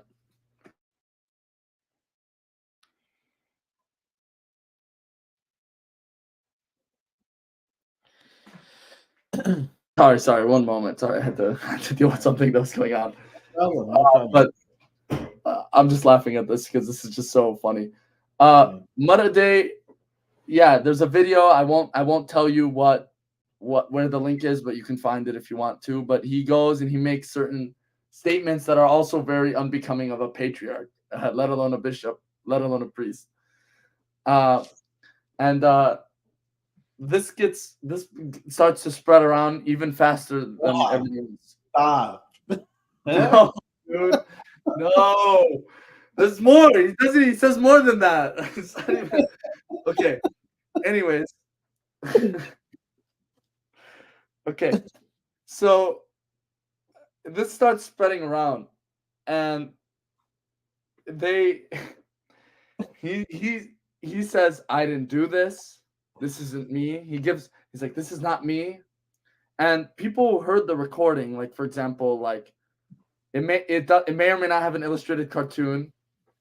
But this ends up happening. He goes he says this is not like this didn't happen. This didn't happen, guys. And then the church in Turlock, the Church of Turlock, they Black Label. It's actually Black Label. It's Johnny Walker Black Label in the video, I think. They go and they sue him. Expensive stuff. Yeah, it's the Iraqi's favorite drink. It's Saddam's favorite drink. Right. So they they sue him. The church in Turlock sues him because they're like, "Hey, this guy shouldn't be patriarch anymore. Like, we don't want to listen to him." And then he's based in Iraq. This is happening in Iraq, right? I think he was in the United. Or he made the phone call from Iraq, but he was coming to the United States a lot. Okay. Because his brother lives here, and is a priest. So he's still alive. His brother. Yeah. Okay. His brother lives here. His Addai is buried here. Oh wow. Where? Yeah. In Arizona. Okay. In a cemetery. I remember when he passed away. Why did they bury him here? Why didn't they bury him in Betnahran? He died here. Okay. And I just think that his brother felt that it was right for him to get buried here. Okay. Since he spent probably most of his time here if he wasn't there. Got it. So he ends up, a little bit too much Johnny Walker. He makes all these things. He says all these statements. And then he says, no, I didn't do this. And, a lot of the bishops are just too afraid to challenge him. So they don't. Some of them do. Or some of them are like, hey, they tell him quietly, you should resign. If you really want the full story of this, I'm not going to go into it, but I'll reference exactly where you can get it. The priest of the Chicago Ancient Church of the East Church, his name is Kasha Owikam. He goes on a lawyer because remember the Turlock Church sued him. I just said it. He's not subpoenaed, but they want to interview him. They have him talk on record. And he talks on record. He gives his testimony. That's what it is. He gives his testimony, and he says, yes, this is the patriarch's voice. And he just says, like, everything that happened, in his opinion. And the way they do it, even though that Kasha Wickham speaks English, they have him speaking Assyrian. They have a lady translating, and then a lady translating the lawyer's questions into Assyrian for Kasha Wickham. Just so there's nothing lost. Like, Kasha Wickham doesn't give because his English isn't maybe the best, so that it remains a straight good answer. So, anyways, you guys can watch that if you guys want. But he goes into more of like this is the patriarch, he did this, and he says when he talked to several bishops, what their opinions were. Like one bishop's opinion was, I don't know, I can't say whatever. He ends up staying on. He survives this controversy, but it scars the Shoah Church quite a bit. They probably lose a lot of followers because of this. Back to the ancient church the Assyrian Church of the East. But even more. Wow. Probably even more, yeah. There's not a lot of Shoah left. They have like 3 churches in the United States. 3.5, really. 3.5 in the United States. Their primary source of strength is Australia, and Marmari is sapping that every day. So, so what do you mean a half? How do you have a half a church? The Turlock Church is like still like, I don't like this institution. I don't want to be here. And yet they're still there. They're like their own thing. Yeah. I don't know what they're doing. I have to go to Turlock and ask them.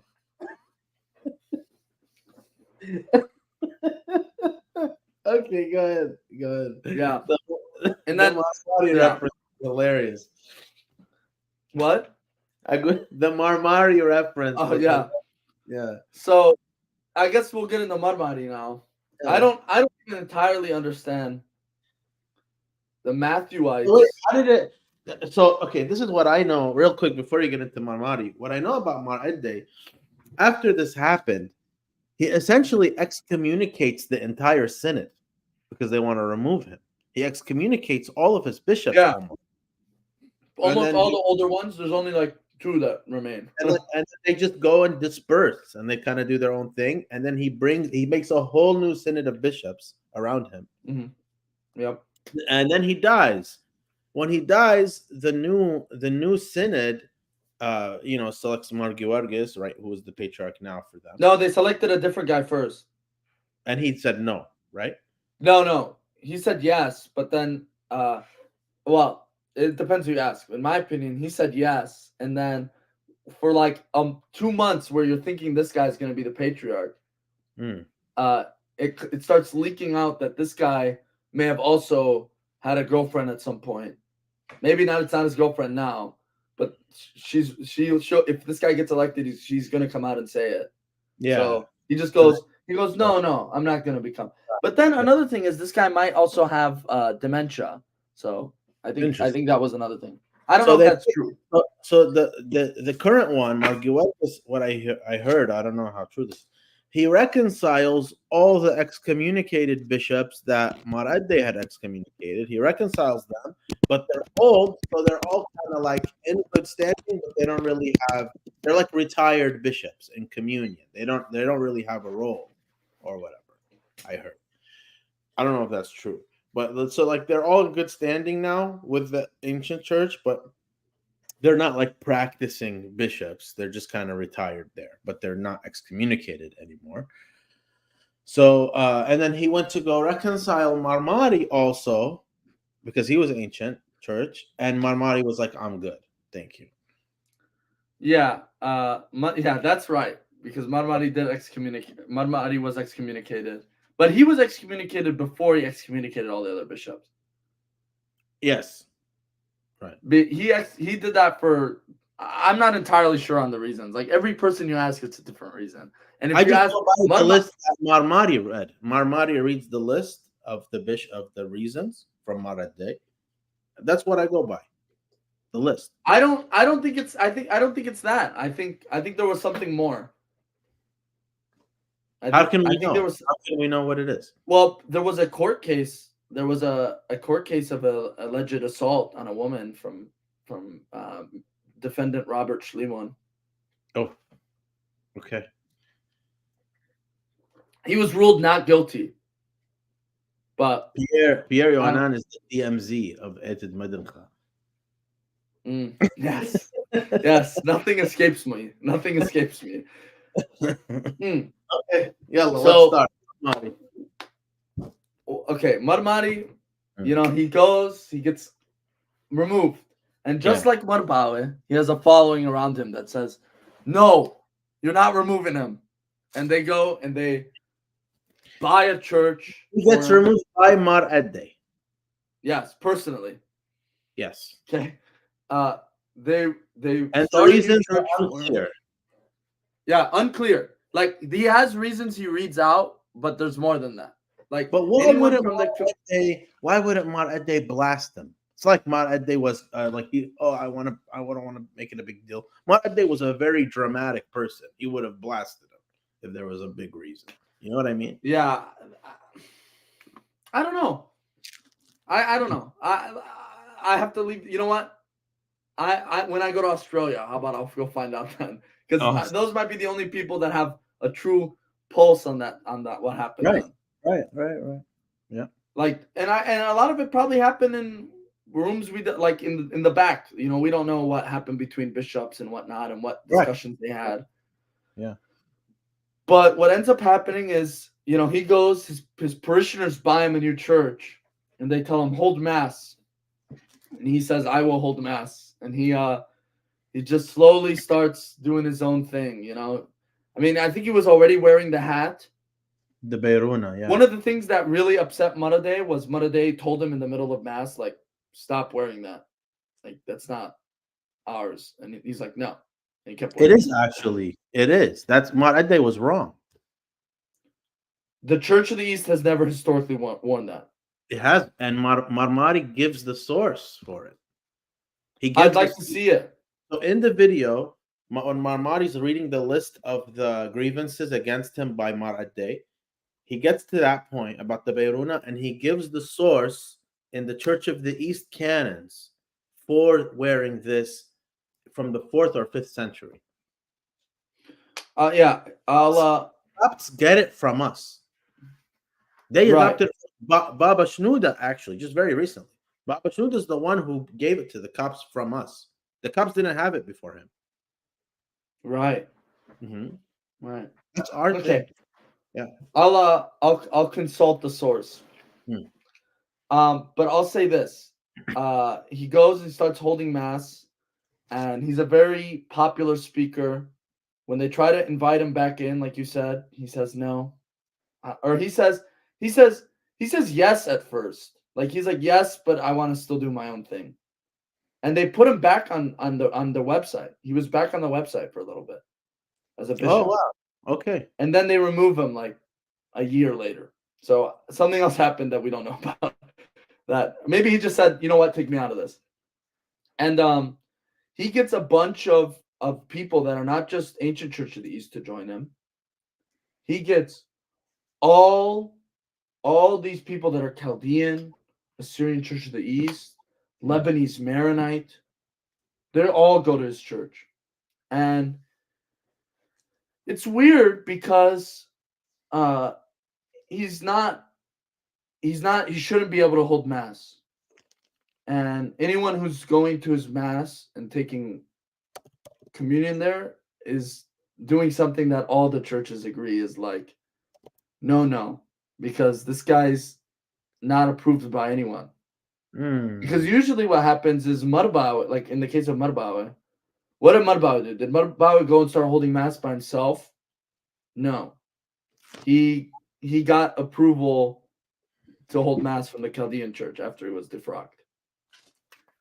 And the same thing happened. The same thing happens in a lot of other cases, but this doesn't happen here. And that's ultimately where one of my biggest issues with our friend Marmari is that he's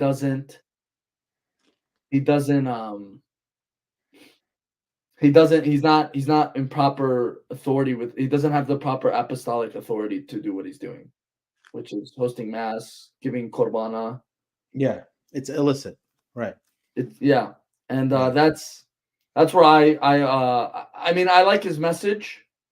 You know, he gives a good pan-Christian message. His social media team is amazing. He has a great voice, and he knows what he's doing.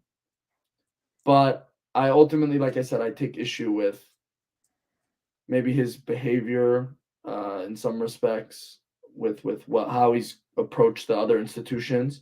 And according to Meelis, not that I think Meelis is the best guy ever,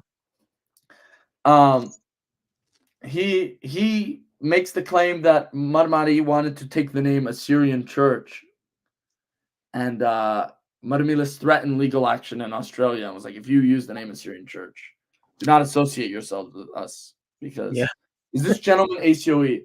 No. So really quickly, let's dispel this. Yeah. Everybody likes to say that this guy is an Assyrian Church of the East bishop. No, he's not. He's never been part of the Assyrian Church of the East. He's Ancient Church of the East. That's his church. That's the church he was born into. Okay. He's not part of the Assyrian Church of the East. He's not part of Ancient Church of the East, which is the other. Oh, am I? Yes, I am. I am patriotic pillars. I am Assyrian Church of the East. I was like Marmari. I got really a lot of people say it because the media will say it. Daniel knows it. The media always says it. Or people that want to attack him, like on Orthodox, Eastern Orthodox accounts, sometimes they'll be like, "This guy Marmari, Assyrian Church of the East." It's like, no, he's not Assyrian Church of the East. So he just kind of, we need to dispel that. He's his own institution. He is Marmari of Christ the Good Shepherd Church of Wakely, and that's it. Yeah, he's just that. That's all he is. And Daniel and I talked about this. We don't support him being stabbed. Like, this is like all hands on deck to support him. But in terms of like him running his own church, I don't support that. And I don't think Shamash Daniel supports that. And then our other friend in the Chaldean Catholic Church, Father Peter, he definitely doesn't support that. Absolutely. Yep. I think Patriotic Pillars wants to ask me a question. Okay. That's fine. Oh, a theological question. Okay. You can ask me that, but I've already prefaced that I was not prepared for a theological discussion. This was a mere historical discussion. So you can ask it to me. If I can answer it, I will answer it. But I'm telling you in good faith, if I cannot answer it, I'm not gonna give an answer I can't go. Does the Church of the East utilize icons? Do you all venerate images in any way? It's not a debate. Yeah, I'm not saying it was. It's just like I just said with any questions. I Any think idea if okay. the ones that have pictures in them or anything? The Church of the East has a weird relationship with iconography. So at different times in their history, have they accepted iconography, and at other points they've been against it. So one of the big things is that in the East, where the Muslims ruled, which is primarily where the Church of the East was governing Christians, iconography was like really no for the Muslims. So they really discouraged the use of iconography. So the Church of the East doesn't use iconography that much, but they don't say it's wrong. That's my interpretation of it. Patristic pillars. That's what I think the answer is. If I'm wrong, I'm wrong. But this is what I'm pretty sure the answer is. I haven't seen Church of the East architecture include icons, but I haven't seen them condemn icons either. That's what I'm saying. Yeah, I think traditionally they're shy away from it just because of what they were having to deal with. But I've never heard them condemn it. Yeah. And yeah, that's generally been the Church of the East opinion. And then I think we have the last thing we need to get to, I guess, is maybe Mar'awa. Let's do it. Mar'awa. Really quick, I'll keep it fast. So Mar'awa Royel is the current patriarch of the Church of the East. He is not the patriarch after Dinkha. You get a patriarch elected after Dinkha. His name's Giwargis Sliwa. Okay, he's one of the old guard. He's traditionalist. He's also no Chiaya. Good friend of Meelis. He gets elected patriarch, and before he's elected, the Church of the East takes time before they elect the patriarch. Okay, they have a mourning period for Dinkha before they elect the patriarch. So we have no leadership, but really Meelis is running the church. No, patristic pillars. I appreciate you asking the question. It was a good question. I was just saying I might not be prepared to answer it. That's all. Meelis, the synod, they elect Giwargis, but at that time, Sako, he was just elected patriarch. He reaches out. He's like, why don't we hold a joint synod and elect a patriarch? Okay. And he's doing that he's not doing that legitimately because he wants to extend a good hand to the Church of the East. He's doing that because he wants to make the Church of the East look bad because he knows they're not going to accept that offer. He goes, okay, here's this offer that I know you're not going to accept. So I want to look like I'm the generous one. But in reality, it's still not debating the issue of the papacy, which is ultimately like what the bishops previously had the problem with. So when you're extending that open hand, you still haven't solved their main issue. So he did that not in good faith. So like you said, Mar'awa writes a response. Mar'awa is a rising star at this point. He's young, he's energetic. He writes a really good book, which I have over here about Church of the East, explains it. So Giwargis is elected patriarch. In my opinion, Giwargis, I think, is just elected to be an extension of Meelis. Meelis, by this point, is now archbishop, but he's just an extension of him. Giwargis, he gets sick. Poor guy.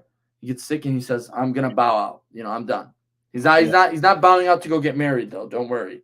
He's just bowing out. He's just bowing out to just, I want to retire. And he retires. He lives in Chicago today. He doesn't want to live in the homeland anymore too. He's living in Iraq. And Mar'awa gets elected patriarch. He's the first American-born Assyrian patriarch. He's young, but he looks old because his entire beard is gray.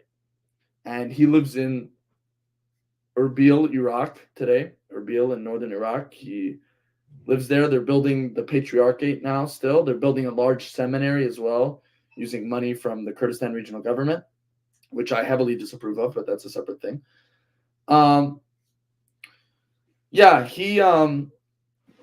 Mar'awa, in his time as patriarch, we've recently seen his first big challenge, which is that He has two of his bishops resign, or not, well, retire. So you have the bishop in Canada, Yosip Emmanuel, I think his name is.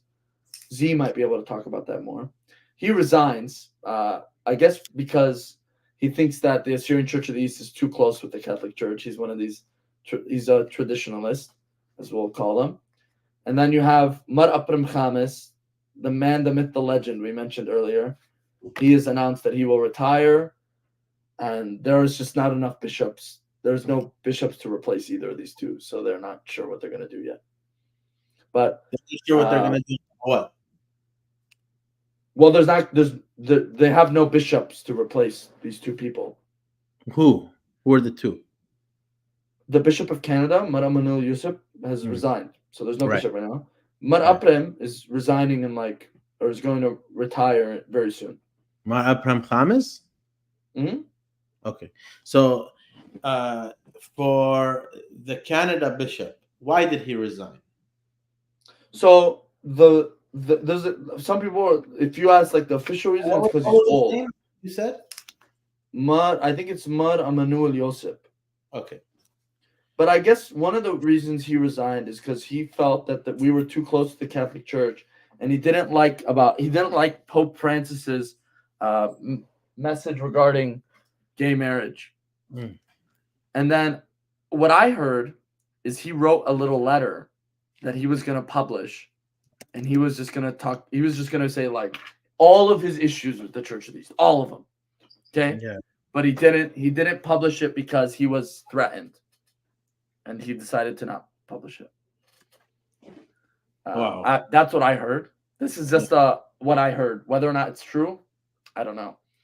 But then, coincidentally, Mar Aphrem at the same time is like, you know what? I've had enough. It's time for me to retire. So he's retiring. So now there's two open bishop slots, and there's no bishops to realistically take them at the moment. So what the Church of the East is going to do, well, we have 3 open bishop slots, actually. At the moment, we have 3 places that have no bishop vacancies, and right now they're currently being the person who's basically being the bishop is archdeacon. So is California one of them? Northern California, Southern California is about to have no bishop when Mar Aphrem retires, and Arizona and Nevada, and then Canada. Yeah.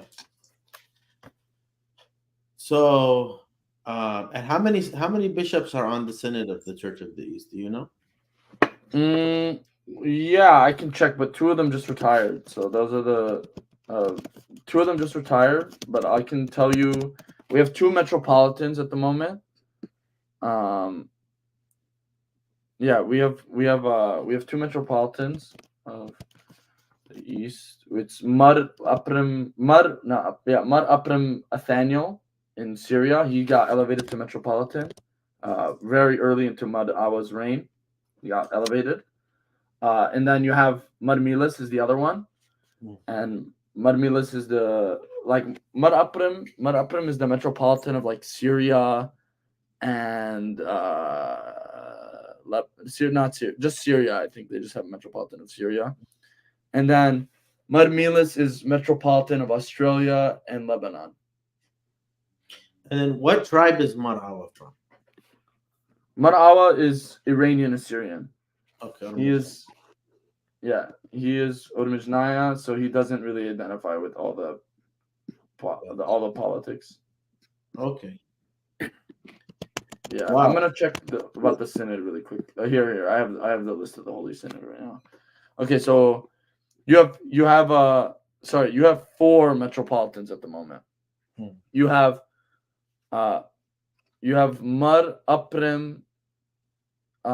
He's the patriarchal delegate in the Indian Archdiocese and Metropolitan Emeritus. So he's a retired metropolitan, but he's still a metropolitan. So he was the old bishop of India, but he's not. It doesn't make him not a metropolitan anymore just because he retired. Right. Then you have Meelis. He's also the patriarchal vicar. This is one of his other titles. Then you have Mar Aphrem Nathaniel. I said that's the guy from Syria. He's the metropolitan of Syria. Then you have the the Bishop of India, he's a metropolitan too. So like they have two metropolitan, but one's retired. So the other one just replaced him. So you really have three active metropolitans. Then you have in the synod, you have Mar Sargis, that's the guy I brought up earlier who's just old and just doesn't care anymore. Yeah. Okay, then you have Mar Aphrem Khamis. Then you have the Bishop of Canada that retired, Mar Emmanuel. Then you have Mar Isaac, he's Bishop Emeritus, he's retired, but he used to be in Iraq, I think. Then you have the Bishop of Scandinavia and Germany. Then you have another retired guy. Then you have the Bishop of Iran and Armenia and Georgia, Mar Narseh. Then you have Mar Polis, who's the Bishop of the Eastern United States. Then you have Mar Abers, he's the Bishop of Duhok in Nineveh, so he's Bishop for North Iraq. Then you have you have the Bishop in Australia, who's not Mar Meelis, because Mar Meelis is now metropolitan, so you have a Bishop under him, Mar Binyamin Ilya. And then you have Bishop of basically he's the Bishop of Western Europe, like France, Canada. Yes, there are a lot of Assyrians in Tbilisi. When you're asking Chaldeans, what do you mean by that? That's I have to ask what you mean by that. But then you have this guy Mar Oraham. He's like young. He's the bishop of he's in London. A lot of Chaldean Catholics. That's what he means.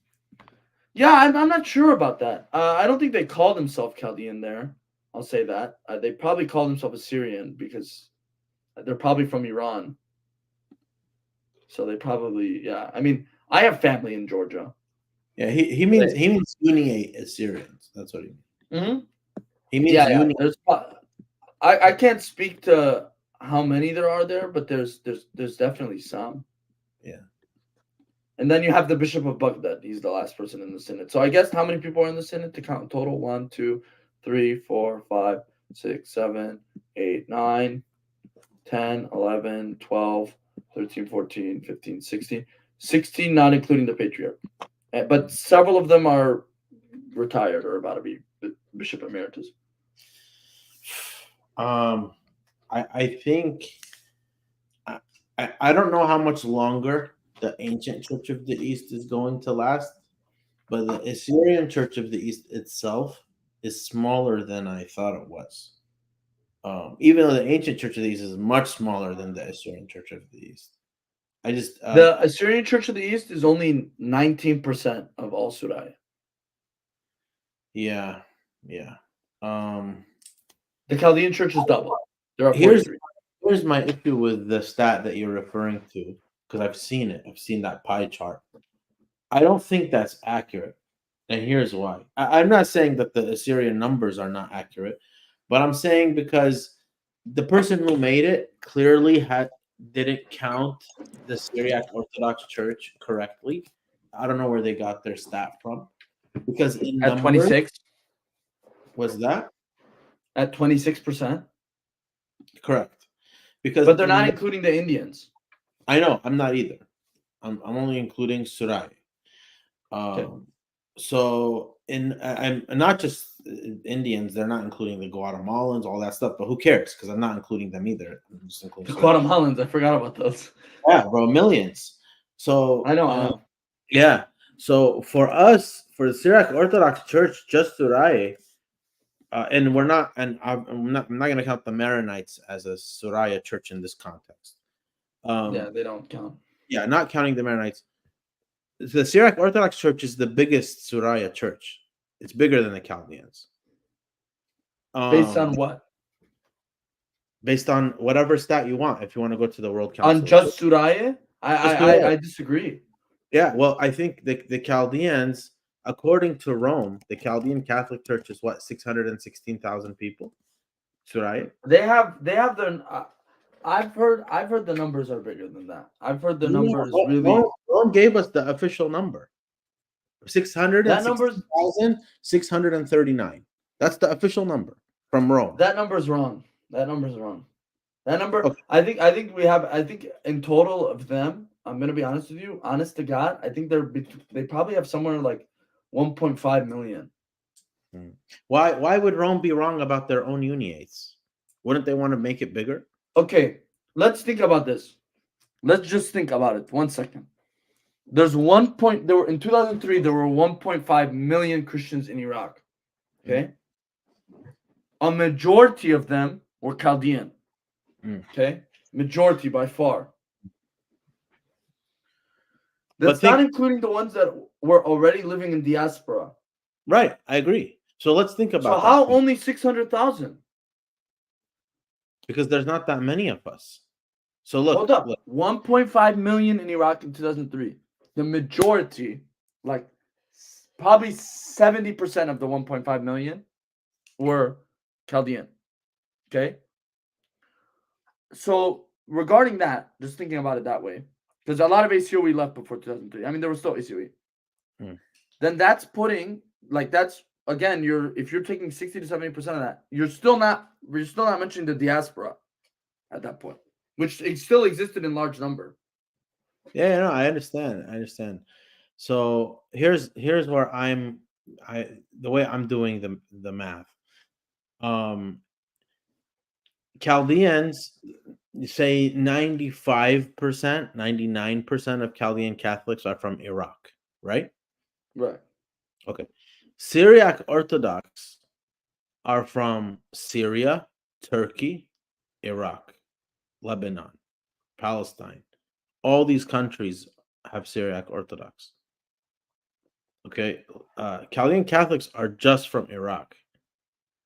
So that's what I'm trying to tell you. No. We're not like okay, we're saying that, but like, okay, if we're gonna say that, so there were 150,000 Assyrians in Iran in 1979. Okay, 40% of them were Chaldean. Let's give that. That's a significant number of people. Okay. In Syria, you have thousands. Okay. In Turkey, you have thousands. Like, well, I'm asking you. Okay, Chaldean Catholic Iraqis are not. Would you say, from the Chaldean Catholic Church? What's the percentage that you say is Iraqi? 95%. Probably 80. Probably 80 to 85. Okay, 80 to 85. So what I'm trying to say is, and you could look at this even in corresponding to properties too. So Marmetti, Tor Abdin, all the monasteries there, all of these are Syriac Orthodox. What do the Chaldeans have? The Chaldeans have Rabban Hermes, and the Chaldeans have Sultan Amadocht, right? So it's, and then if you look at the countries, what's more, the Syriac Orthodox are Chaldeans in Syria, Syriac Orthodox. Syriac Orthodox are Chaldeans in Turkey, Syriac Orthodox. Syriac Orthodox are Chaldeans in Lebanon and Palestine. All these Syriac Orthodox. It's just Iraq that the Chaldeans are bigger. Iran too. Iran, because Syriac Orthodox are not there. So, but the Church of the East in Iran is bigger than the Chaldeans. Yes. So Chaldeans have only Iraq that they're the biggest in, and I don't think. But Iraq is also where we've had the most population. Correct. Right. I don't think, if you look at Sweden, Germany, Holland, I think those are our three biggest, and Australia, Germany, Holland, and Sweden. These four countries, outside of the United States and like outside of the Western Hemisphere, that side of the world, that's where most of the Suraya live. I don't think the majority are Chaldean Catholic. I don't even think it's close, actually. In any of those, I think can I offer something? Chaldeans are only bigger in America. Can I offer something? Yeah. In Europe, in France, they are the biggest for sure. I'll tell you that. France, they are the biggest. Yeah, but I'm just gonna say they have a lot there. Okay. Okay. One thing. Okay. Second thing. It's hard to gauge their numbers because think about this. After 2003, America's not taking a lot of Nashe. Okay. And there's still a lot of Chaldeans to spread out from there. So America's not taking a lot. So where are majority of these people going? Europe, Australia, Sweden. Okay.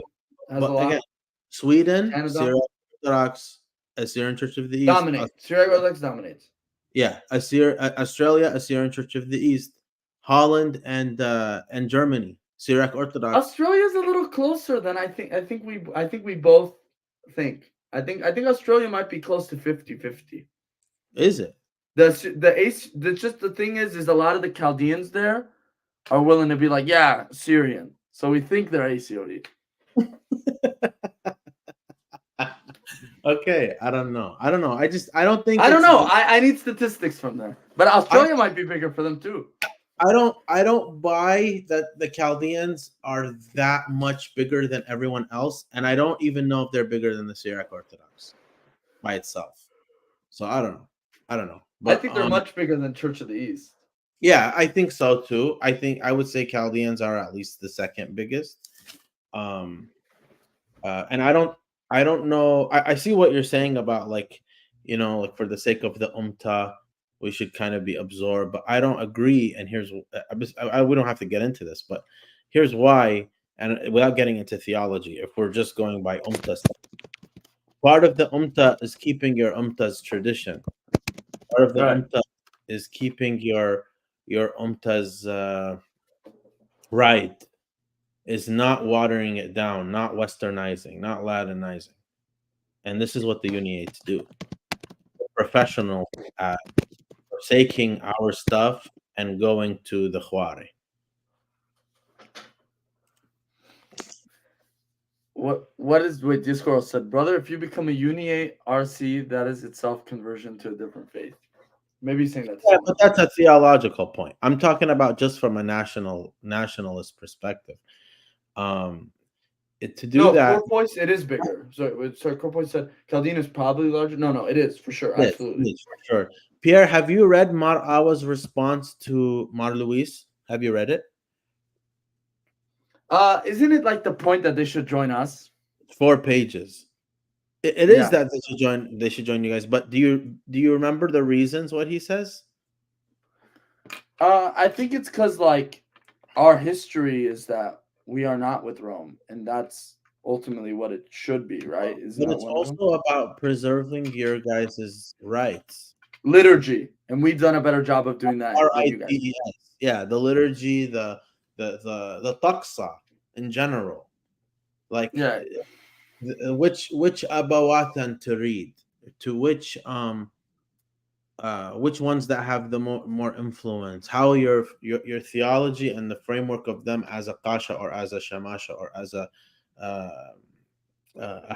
hasiya, we say, how that should be formed. Should it be formed with Thomas Aquinas and Augustine, or should it be formed with Aphrem and Narsai and whoever? Like, so it's a different way of understanding Christianity in an emphasis. It doesn't have to be theologically different. There's like the Chaldeans should, if they want to be uniates, they could be uniates while still preserving all of that stuff. They're the ones who Rome told them you don't have to leave that, and they're the ones who left it. So there's a way to do it, but what currently exists in the Chaldean church is not that way. So you're saying there's a way for them to have independence. There's a way, but they can't a true. Like if they want to be in communion with Rome, they can, and they don't have to give up anything. They don't have to give up their rights, their liturgy, their even their veneration of people. They don't have to change any of that. They can go in as is. They can, but the Chaldeans didn't do that, and that's the problem. The Chaldeans tried to look like Rome. They think. Remember we talked to the guy who was saying, I don't know who it was Ant. He was saying, I don't know who Mar Luis is, but I know who Pope Francis is. He doesn't even know who his patriarch is. And then, and they think that Mar Luis becoming a cardinal is an elevation or a promotion.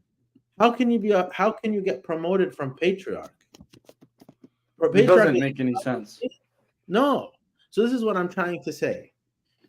The Catholic, Rome, to be fair to Rome wants the Eastern churches in communion with it to preserve themselves.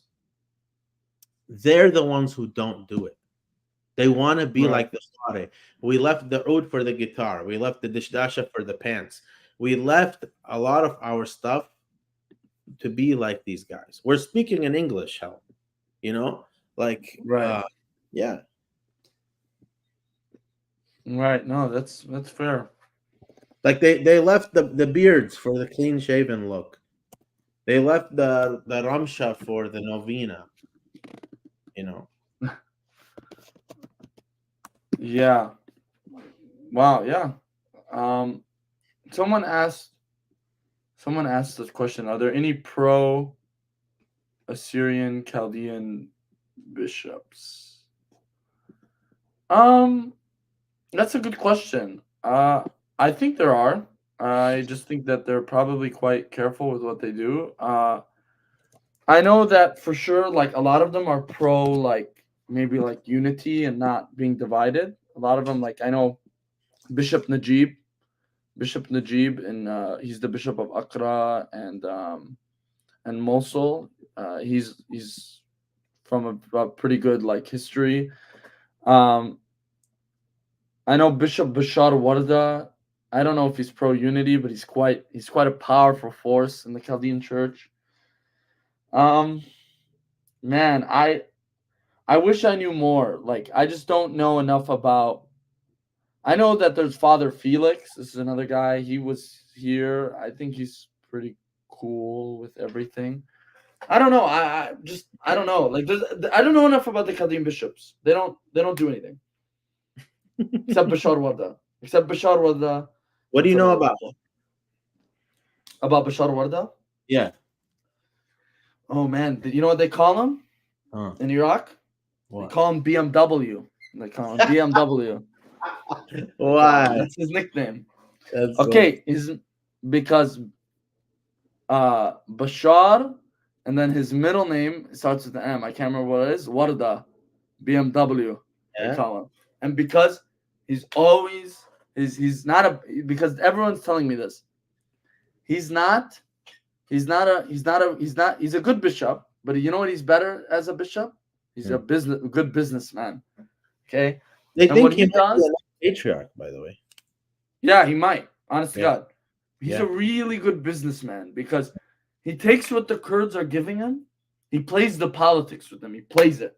Okay? He takes what they're giving him, he takes the money and he uses it to be smart. So, for example, he gets money from the Kurdish government. You know what he does? He builds a hospital in Ankawa, so it can serve the people of Ankawa. He builds not just a hospital. He builds low income housing to help the refugees from Daesh. Okay. They build a new church in Ankawa to serve the Maslawi people. He's not just building something that is useless. He's building things that are actually valuable. Where's he from? What is he? Bashar Warda? Hmm? Oh man, I think he's some sort of Zakonaya. I think. I think you're right. But yeah, I think he's some sort of. You know what? I'm gonna ask. I'm gonna ask our friend. Our friend knows him. Sure. And our friend will be able to tell me. But a lot of the I don't know. I'll have to ask. But there's. Yeah. I mean, there was a bishop. You know, funny enough, I'll tell you this fun story. Before we end this, I know we've been on for a while. Yeah. Bishop Rabban Alqas is his name. He was Bishop of Duhok. Yeah. And this guy was the biggest political chameleon ever. Okay. He like when he was a priest in Komane, in the town of Komane, he was pro Saddam. You know? He even not ratted out because it actually didn't happen. I guess the story is he said that there were Kurdish rebels in Dere, which was an Assyrian town, and they bombed Dere. And the Saddamist government bombed Dere and destroyed the monastery of Mogadishu. It had to get rebuilt. But there were no Kurds in Dere, so it was like it's a whole other story. But when the KRG took over, he became a KDP member. He even called Chaldeans Kurdish Christians. Wow, that's insane. Yeah. So and this guy, like someone told me, like he was so tricky, such a tricky guy. God cursed him with Alzheimer's, so that he had a brain. God took it away from him. That's what someone told me. Someone, I can't say who told me that, but like it's such a powerful statement. He was, yeah. He died. Okay. Rabban Alqas. Okay. Yep. We just call him Rabban Alqas. We call him. But who is the bishop Sako is not happy with? Sarhad. Sarhad. He's never happy with Sarhad. he just wants Sarhad to just be old and not do anything, not get involved with whatever he wants him to do. So it's an interesting sort of thing. I think this one is going to be a big one. We're probably going to be talking about this for a while. We might even have to defend it, maybe, because this might piss off a lot of people. So get ready.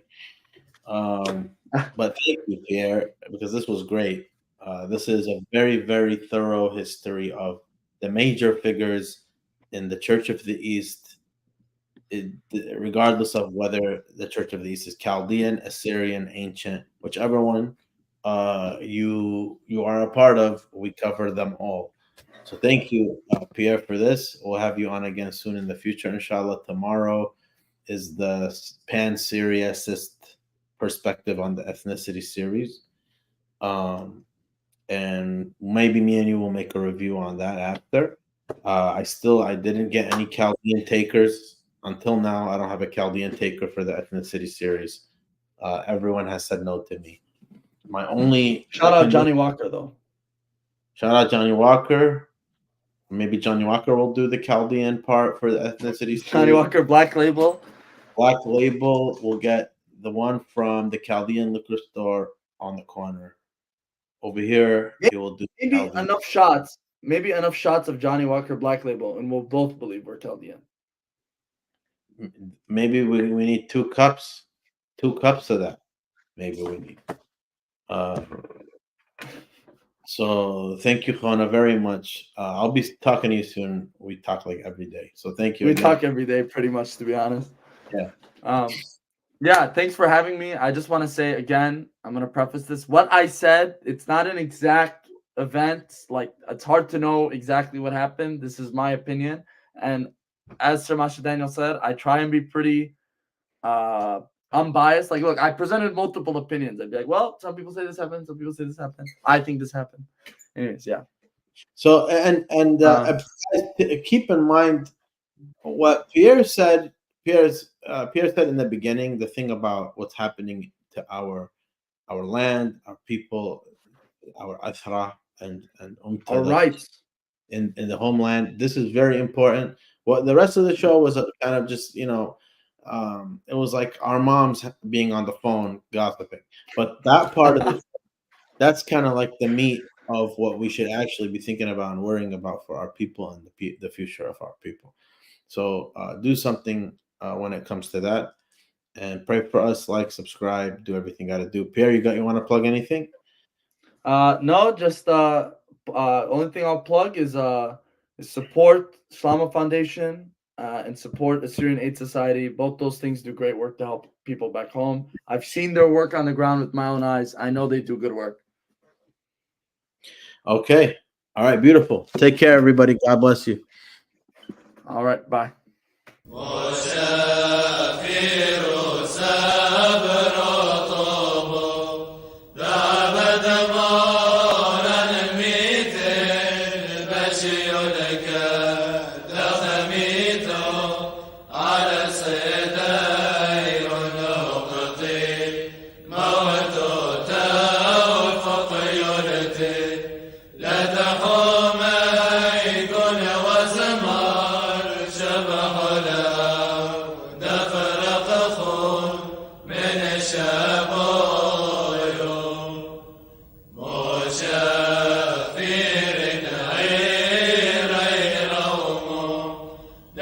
شمشين